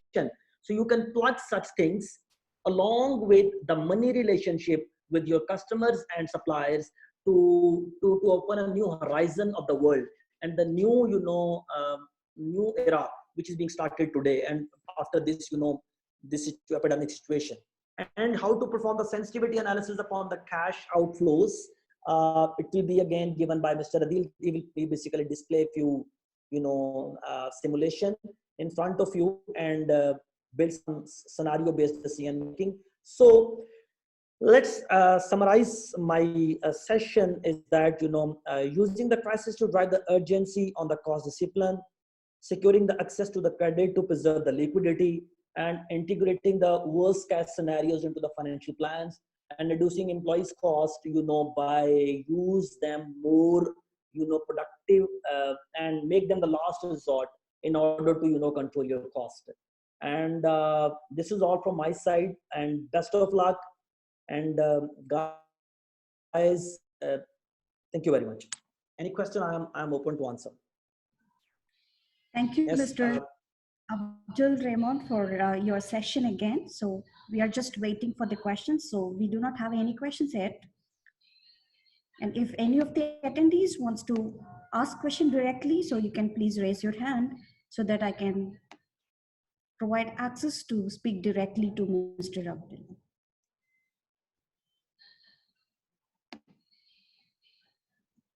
Mr. Abdul will just wait for 15 seconds. Okay, we have one question here. Definitely for the people who wants to share our presentation, so we can probably discuss with that and we can share it to your email ID maybe after the webinar. yes, no problem. All right. So I hope there is no questions. So if anyone doesn't have, we can skip to, we can proceed with our next speaker. Mr. Adil, and maybe he will present some simulation and then we'll move forward. Definitely. All right. Yes. Thank you. Thank you. I'm sorry, Mr. Abdul. We have one more question which is being raised right now. How to balance and define right cash amount?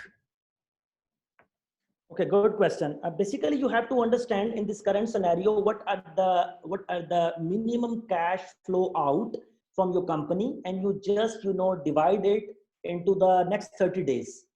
You just estimate what's the most critical payments you have to do in next 60 days, and you calculate the per day cash out, and then divide it. It will help you to understand the cash days of cover. It will help you to understand how much cash days of cover. It's primarily you can calculate it by creating the scenarios. If the market will open at May 30, then this will be my cash scenario. If the market will open on 15th May, then it will be my cash scenario. Maybe you create 3, 4, 5, 6 scenarios, and then you can build on the days of cover of the cash, and or so that you can take the prior help from someone to arrange your cash within your company, or you can write to your suppliers or someone else to at least hold or extend the lead times, which is explained by Mr. Adil during this simulation. Hope it answered the question. All right. So we have one more question also by Afiz Ali. So salaries or essential component. What else do you think important to a cash flow? So the vendor payments is very important because the vendors are really relying on you. They have to pay to their people. Their vendors' people's salary depends upon your payments. So I think so. The one thing is the interest of the bank. So I can talk to the bank and have a better negotiation, and I can basically reschedule my payments to the banks because banks have cash. Banks, it's the first priority. I should talk and go to the banks that please give me some room so I can at least pay cash to my employees and the vendors. I think so. With the employee, the second thing is the vendor, and the third is very critical thing is definitely the shareholders, and they have their certain lifestyle. They need some sort of cash to meet their regular expenses, and I think so. We also think about that stakeholder too, but we can request them to just minimize their living style for the few days and few weeks, so at least we can go through this difficult situation, and then things can be normalized. Hope it's answered the question. All right. Yes. Thank you so much. More question also. So as a thumb rule, shareholders should reduce their part. How much? I think the expectation from the shareholders, I am telling you, in this current situation, the pain in the heart is the most, the concerned part is the shareholders, and I think so. They can reduce their cost by 50% even. They can basically, what the shareholders were expecting. In case of private limited companies, there are certain drawings that being expected are built in the balance sheets for the future drawings, and they can make, they can delay their drawings for the few more months. They just take their expenses, the current expenses they can take, and the drawings, maybe they can leave that drawings to the next coming months. This is, but there's no specific formula. And at this current situation, I think so every shareholder is empathetic with their companies, with their employees, because at the end, the biggest stakes of the shareholders are there in the market. Imagine they put up their whole lives to build the empires. So the empires are, stopping in front of them. So they're very, deeply concerned about these things. Thank you. All right, thank you so much. I have one more question here. So this is for all those speakers. So should we start up a new business related to service industry? If yes, then in which quarter of the year should the establishment taken place? Looks like establishing a new business sounds weird. So when is the right time to establish a new business? I would like to answer this question.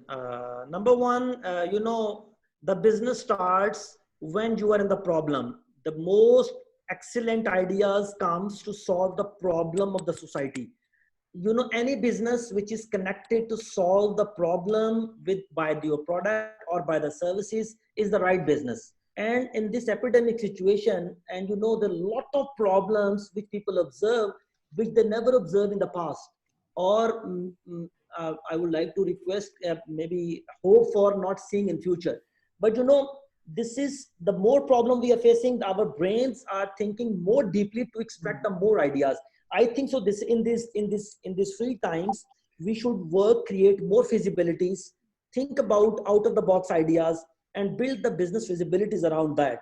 Even if I talk about MNBC, I think so. We are creating feasibility every third day of the week, because we feel that the thousands of opportunities that are oscillating around you because of the situation that our brains will never think about before the situation. So what he was talking about, when to open the concern, I think so this is the time to open the concern. Yesterday you have to open the concern. So this is not about not adding the cash in the new business, but at least you can build up the idea, you can build up the structure. Even the current employees you have, you can engage those employees into that discussion, conversation, ideas. This is the way you can engage people more strongly, and you can engage yourself more strongly. All right, thank you so much, Mr. Abdul, on this. And if Mr. Usman want to add any points on this, so can you please do it so that we can move to the next question? I agree to what Abdul Rahman has said. Primarily, the focus and the right answer to this question would be understanding more in deep with what kind of service that the gentleman is planning to initiate. If it is something related with the non-essential categories that we have talked about earlier, there is a fair decline in demand for quarters to come. But this is the right time. If you are already an organization and you want to allocate your resources to the new venture, then this is the right time to open. But if you're venturing into as a new business, then we suggest for a non-essential category, let this period breathe for another quarter, and then have a right feasibility with multiple scenarios, as Mr. Abdul Rahman explained. The best case possible case, so that we understand the cash flow, the capital investment, and other working capital investments accordingly. I'm sorry to interrupt you. There is a lot of echo at the background. I think people need to mute.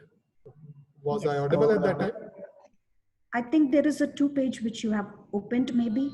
So that's the reason. So Boila, can I add one thing over here? Sure, definitely. So, nowadays it's very critical to connect all the shareholders, stakeholders, business partners. They need to spend some time together by adding some, intellect people within their group, and extract the list down the ideas for the new businesses. And, onboard your finance manager, create the number of feasibilities to in the different cases, either in the services business, either in the product businesses, But I think so this is the time where managers should think about, and all the executive need to think about, how to create more channels of revenue if such things will happen again. This is very critical time, and we can help, I think so, many people if they want, and they can connect us after the call, and a lot of things can be initiated after that. No issue. All right, thank you so much, Mr. Abdul and Mr. Usman. So we have one last question. So can we proceed with that, or with the next speaker? Could you please advise me on that? We can Go for the answer that question. question. Okay. All right. So this question is especially to Mr. Abdul Rahman. So probably Mr. Usman also can add on this. So how can we improve our liquidity where the whole sales and supply chain is on credit and our customers are asking increased credit terms along with fear of cancellation of orders?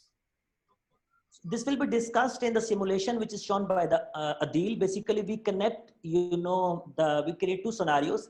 One is the cash is coming from the cash customers, and second is the cash is coming from the credit customer.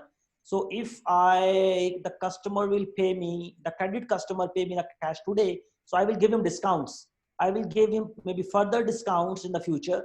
So that will be shown by Mr. Adil in his simulation in the next 2 minutes. All right. Thank you so much, Mr. Abdul and Mr. Usman as well for answering all this question. So Thank we you. will to the very last but not the least speaker named Ali, and he's going to speak about the topic strategic supply chain architect, and his expertise in all in productive enterprises and his industry verticals are Biola, entertainment. may I suggest if you want to allow Adil for now? I'm sorry? Adil will be presenting the simulation, and then we'll move on to Mr. John All Daly. right. John. Definitely. Oh, I'm sorry about that. All right. So for a quick overview of this simulation that we have here for the cash flows, we have this simple cash flow equation right here in the normal scenarios. Let's say what initial balance do we have at hand, and what sales are we expecting as our general revenue and our regular revenue, and what customer collections or what inflows or the account receivable that we are expecting from the customers, and what other source of incomes, if there may be any, what other incomes we may be expecting in a normal scenario. So these would be the total inflows, and as Abdurrahman has discussed, with the current COVID situation, there might be a certain probability that we might not be able to make that same stream of inflow that we used to make. So we need to make a very realistic guess of what the actual income flow or the current inflow of cash is going to be in the current situation. So let's say we have these opening cash at hand, and then we have this what the revenue is going to be in terms of sales, and then what account receivable that we're going to clear in the coming month. And we have to be very realistic. Let's say in the normal scenarios, if we have an average inflow of 10 million rupees or $10 million every month, or for the selected period of time, what is going to be the new receive amount that we're going to be receiving from our customers as in terms of account receivable with the current situation at hand. So we need to take into account that what's the expected cash flow is going to be, and what's the total cash flow is going to be in terms of inflow. So uh, these are the scenarios right here, and let's say if we want to increase these inflows, we have to give some sort of discount, or we have to give some sort of promo to the customer. Let's say in case where we want to increase our sales revenues, we would want to we would want to offer some sort of promo to the customer. So let's say if we are into a distribution business and we want to do X amount of a revenue generation this month, we have to give some sort of trade benefit to our customers as well. And let's say if we have some account receivable pending at our customer ends, and since we know now that the situation at hand, most of the customers won't be very willing to give us or to pay what they're due to pay us. So in order to increase that, or in order to generate more cash inflows, we might be offering some discounts to our customers who already owe us some money. So let's say if we want to create a situation that in case a customer is going to pay me up to 20% or let's say 3% of my inflows or what they were supposed to pay, I'm going to give them a certain percentage of discount. So let's say if a customer pays me 5 million rupees or $5 million in terms of what they had to pay me for this period of time, I'm offering 3% of discount if they pay me up to 20% of their total payable. So let's say, and if they're paying 5 million rupees, I'll be giving them a discount of $150,000, let's say. If they're offering me $5 million, I'll be offering them a 3% discount.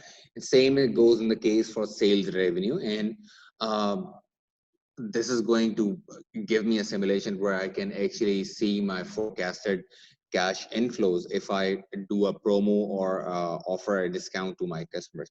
Same goes for the outflows as well. So if I'm going to, I had some cash outflows planned in the current period, what part of my outflows I can reduce, or where can I get a discount from these vendor payments or from miscellaneous expenses. I need to figure out if I need to do any capital expenditure in the current month or not. So I need to define what my necessary payments are, what are my necessary expenses are, and which one are the unnecessary, which I can defer or just lay off for the time being. So this is the set of all the inflows and the outflows, and what this eventually gives me, this is actually offering me that what my total opening balance was, what's the total inflows, and what's the total outflows, and what is going to be the total cash situation when my current period ends. Let's say what would be the ending balance at the end of the month, let's say, and how I need to prepare for the next month. So this simulation can be done for a set of months that I want to plan my cash flows on, and I need to plan my cash flow activities accordingly in order to manage my cash flows in a better way. So that's it from my side. And now I'll be handing over to Viola for the next speaker. Thank you. All right, thank you so much, Mr. Adil. So if the attendees is having any questions with Mr. Adil, so please type the question session over there. And the next speaker was an international speaker, Mr. John Daly, who is going to speak on the topic strategic supply chain architect. And he's an expertise in all in productive enterprises and is industry verticals or entertainment, manufacturing, distribution, and retail. So I'm handing over to Mr. John Daly to start the session. Thank you so much. Hi, good morning from Los Angeles. How is everybody today? Yeah, great. Thank Good. you. Another 2 hours before the sun comes up out here, but happy to be on, and really enjoyed some of the speakers as well. I'm going to definitely be speaking today about the leadership role in this current COVID-19 situation relevant to cost optimization. So we'll get some key topics in here. I'll share with you some of my experiences as I've run manufacturing, distribution operations, and global supply chain. And my theme is going to be really about, setting up a plan as a leader, driving leadership for your organization with regard to cost optimization. And one of the things that I learned early on in my career is, as an executive and a leader, you have to engage the entire organization in this process of cost optimization, taking cost out of your organization, which today, for many companies, as their top line revenue is impacted, is very important. The best ideas that I ever found on cost optimization came from the people who were doing the job, where the work occurs. So I'm also going to tailor that with a discussion about data and analytics. So my discussion is really about cost optimization. I go after that by leadership, which we'll talk about, as well as using data to drive it. And I heard a lot about KPIs on the call earlier today, P&Ls, balance sheets, and all that, which I think is really good. So you'll hear more about this as we come up. We can move to the next slide real quick. Yep, and just remember, right, we're in this new industrial revolution today that's going on out there. So whenever we think about running businesses, we have to think about this new industrial revolution, which is about harnessing the power of data and machine learning, predictive analytics, prescriptive analytics, and that applies to all parts of the organization. In the company I'm with today, Algo, we think about, analytics, making them smart, making them easy to use, scalable, and accessible to people. So today you have the opportunity to let non-data scientists, non-business analysts, but again, the people doing the work, get a hold of the data they're using to manage their positions all throughout the supply chain, whether that's procurement, whether that's inventory management, demand planning, whether that's replenishment of SKUs to retail. All those opportunities now create opportunities for both using data to drive strategic improvements as well as cost optimization. So next slide, please. Just a little bit of a chart here on the left side really talks about, data analytics and machine learning. Opportunity finding comes out of the data. So as you're thinking about cost optimization and cost management, always think about the data and let the data drive the decisions of where you're at. Scenario planning, simulations, diagnostics, P&Ls, forecasting, A/B testing, and metrics are all part of that. On the right side, when you want to think about cost optimization, you can think of it in many of those areas that I talked about through the supply chain, new product lifecycle management, cost of running your factories, your facilities, et cetera, et cetera. So overall, there's tremendous opportunities. You've just got to start thinking about where they come from, and I'll talk about that in a minute as well. Okay, next slide, please. Yeah, I'm a massive fan and user of key performance indicators. It's the first thing I will do going into an organization is assess what key performance indicators are in place. Are you measuring the right things for your company that will improve performance, improve profitability, reduce cost, meet your customer expectations? So KPIs and analytics today go very hand in hand. So again, as a leader, I want you to be thinking about, what KPIs does your organization have, and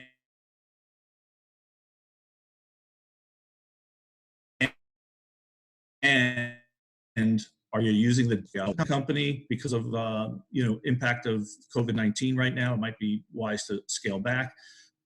Anywhere you can use data against KPIs with machine learning and AI is really important, right? Okay, next slide, please.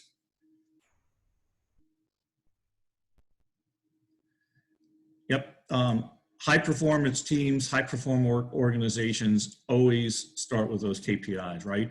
Very simple. Maybe you've got KPIs today, but maybe you need to reevaluate what those KPIs are today relevant to the new business environment. So I would encourage you to pull those out, look at your KPIs if you have them. If you don't, I'll talk more about which are some good ones to start with. What are the goals of the business today, right? It could be very different than it was a month ago before the virus hit in. And what matters to your customers today is very different than yesterday. One example of that would be some companies today are manufacturing less SKUs than they did previously, right? Customers in this environment aren't as choosy as they were before. So maybe 3 or 4 SKUs for a particular product, a food product, a paper product, as an example, are much easier to satisfy customers with than before. What needs to be improved and where are the opportunities? Okay, next slide, thanks. So I always think about a limited number of KPIs. I've gone into organizations that have 1 or 2 KPIs. I've gone into organizations with 200 to 300 KPIs, quite honestly. But I think these 6 work everywhere, and I've tried them in manufacturing operations, distribution operations, global supply chain operations. They work in finance, they work in purchasing, they work in third-party 3PL distributors, and retail companies as well, right?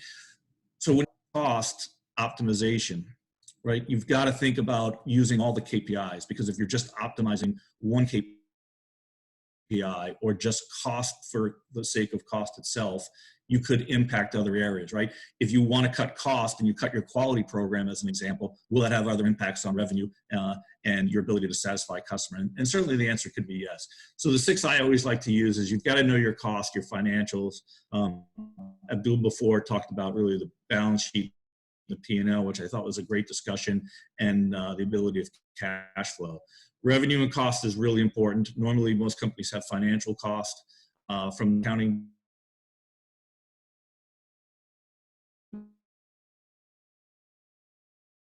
department.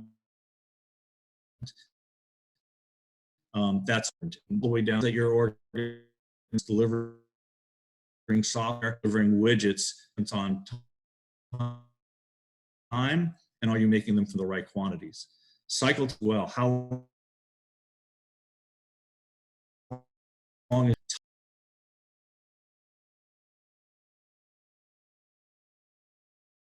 is a liability, right? If you've got too much inventory in centers or at your retailer, that could be returned, that could be problems. So you want to think about lean inventories for sure as you move forward. Workability is the subject of, if you're ready to begin your process of making the widgets, are there things you're waiting on from your internal processes to make that widget, or are you waiting on things from your suppliers? So staying in tune to, can I actually manufacture, can I actually develop software? What are the milestones that are needed in front of that to go after that?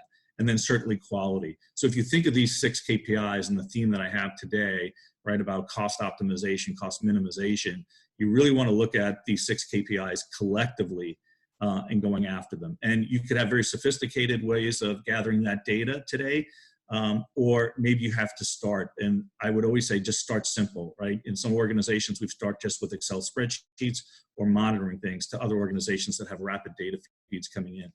Okay, so next slide, if you would, please.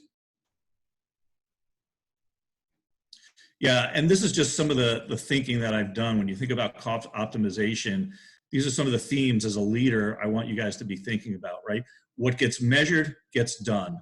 If you're focused on any particular strategy in your organization, you must be measuring it, right? So if we're going to go after cost optimization, let's identify what that goal is. If we need to cut labor, if we need to cut costs from suppliers, if we need to cut waste in a factory, measuring is very important. And by the way, one other thing that is really good for you to think about as you're thinking about cost optimization, and you can look this up online, Toyota Manufacturing years ago came out with what they called the 7 factors of waste in an organization. And I've used those as well. And, it's overproduction, waiting time, which is workability. It's transit and holding time. It's useless and excess inventory. It's unused production. It's motion steps that are taking place that are not value added, and scrap and defect. So take a look at that as well. Inventory is liability. I mentioned know your cost. If you are a great leader, everybody in your organization knows the cost of what they're working on, the cost of their particular department, and those cost drivers, right? Focus on quality. In these times where the virus has impacted us, you don't want to be caught in a situation where, if you have limited resources, limited production capabilities, limited supplies from your vendors, you want to make sure that there's no quality issues there, right? And always focus on what can I improve today. Best decisions come from those who do the clearly in this environment. If there's less people, less time to work, people are working from home and all that, simplify your processes.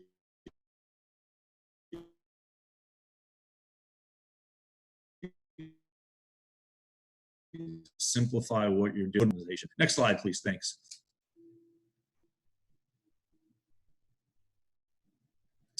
Yeah, depending on what business you're in, there can be different things to look at. Let's just take an example of companies that manufacture goods and products, CPGs, right? If you're looking for, where the cost is, and I always like to say, follow the cash, right? And one thing you can always do is, if you have access to your financial people, or you're a financial person yourself, and you really want to start thinking about, where is the cost savings opportunities coming from, it's get a hold of your accounts payable distribution, right? Which is a record of everything you're paying out. That will show you very quickly where the majority of cash is going out. And some of those are fixed costs that maybe you can't control perhaps, but other ones will show variable cost. So inventory is another big area to look at, right? And these basic questions that have always existed over time and will exist going forward will remain, and continue to think about focusing there, right? How much do I make? In this time of uncertainty, that's certainly a large question, right? What to make, how much to make, when to make it, where to ship it, when do I replenish it out of stock, and do I have excess inventory? all of those are levers that you can start thinking about in your business today in re-examining, simplifying your business, or what do your customers actually need. So some good ideas there. Again, as a leader, you want to be asking your organization that, right? If you think about, inventory management alone and following the dollars, right? Just some examples in the U.S. Retail sales prior to the virus were over 5.5 trillion U.S. dollars, but the cost of lost sales is in the billions of dollars, and that still will occur in this environment today. Lost sales being, I have a product, it should be on a shelf at retail, but it isn't there for one other reason or another, right? I couldn't get it there, I couldn't make it, or I sold through and I sold out. The other area of great opportunity is excess inventory. A lot of what we do today at Algo and what I've done in prior lives is looking at, how many units am I making that I'm distributing, that I'm merchandising, that I'm putting on a shelf that aren't actually being sold. And what we've also looked at is many of the big retailers today ask you to put the same product on the same shelf in all stores in the same quantities. We've come back at that and looked at clustering of stores, high performance stores, high selling stores, low performing stores, and really have started making some recommendations to retailers saying, you know what, in these stores, 10 widgets make sense to put on a shelf, but in some other stores, 2 or 3 will be fine. So using data to drive that is really important. You can see some other costs there as well, but we can move to the next slide.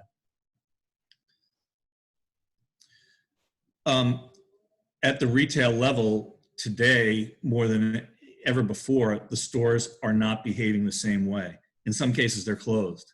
In some cases, they're partially opened. In some cases, they may be fully open because they're a necessity business that we have in the U.S. as an example, grocery stores,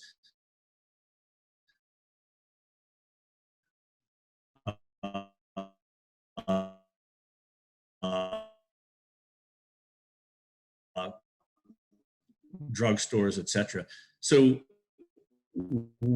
thinking about how to apply that, so right, not every month or not every quarter, but let's use data to start looking at this and really understanding at a granular level, do we have a good in-stock rate? Do we have a good on-hand? Are we able to sell more product? In some cases by shipping in less, and that's all about matching the product to the right store. The other thing that analytics gives you the ability to do today is use different KPIs for different stores, right? High performing stores, you may want to have an extremely high in-stock rate versus a low performing, low selling store, a much lower in-stock rate, because you just don't want to pump extra inventory in there that won't be sold. So those are more things to think about if you think about cost optimization as well. I always think of, just like the KPIs, when we think about store performance, you just don't want to think about sales, right? And we look at what I call a balanced scorecard, right? When I look at a store, when I look at a SKU that's performing, I want to look at sales, I want to look at on-hand, my on-time and fill percentages, my weeks of supply, my sell-through percentages, out of stocks, and returns.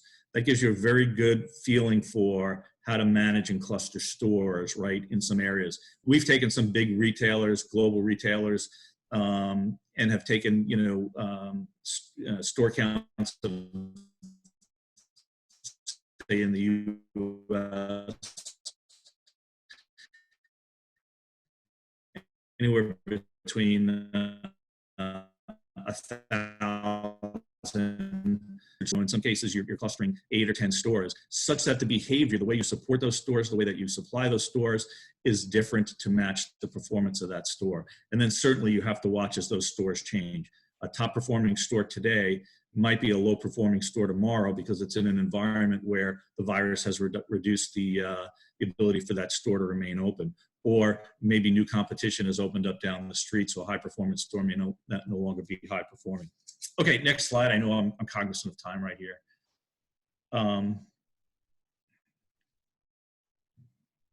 Yeah, if you just want to go. So, you can make a difference using data. Think about increasing sales, where those opportunities are. Think about driving those operational costs down as well. You'll hit both sides of that P&L equation. Next slide.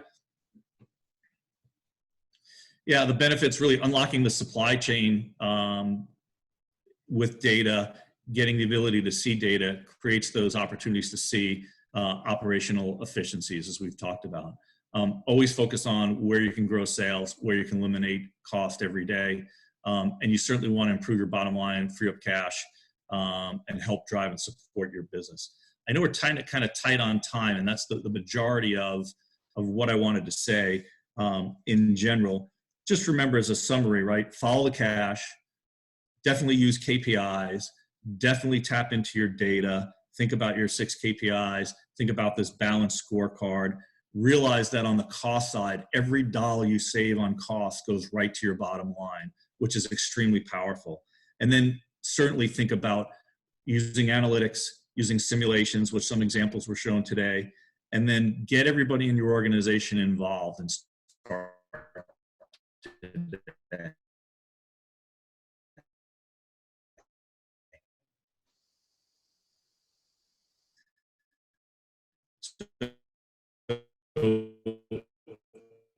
Thank you very much.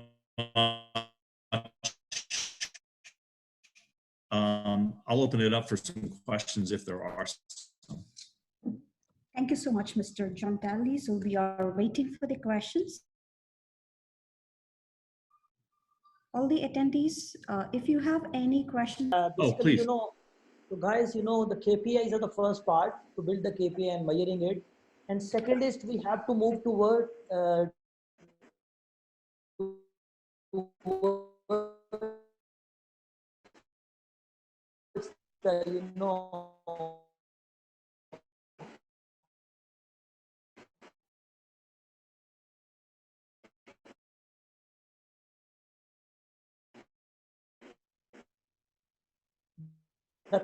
prescription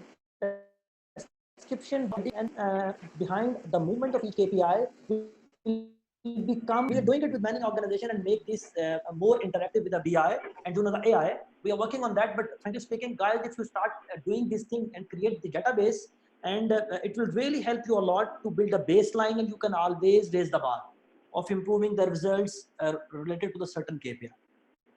That's it. Thank you. All right, thank you so much. So I hope we will wind up if we do not have any questions from the attendees. But before we conclude it, I have a quick poll for the attendees. A particular poll which has been open for all the attendees and the panelists as well. So you can go ahead and poll it so that it will be useful for us and for our business also.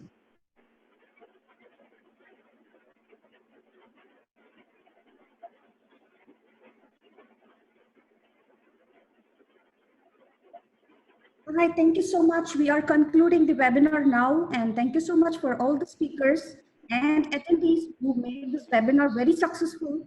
We really know that it is a very hard situation for all of us right now, but let's keep positivity and expect the best change in future.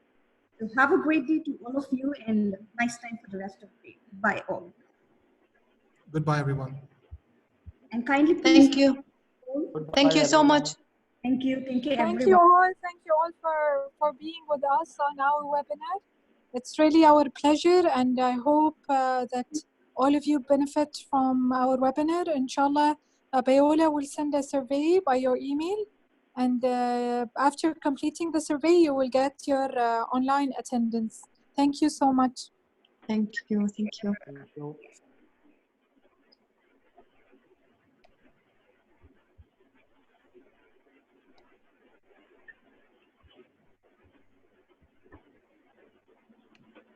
I'm just waiting for the attendees to poll it. So once after the poll, probably I will close this session.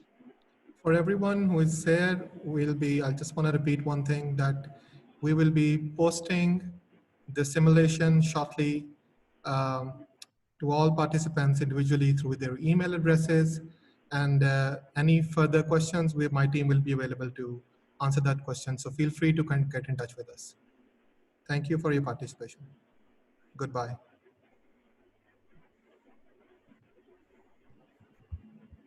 Goodbye.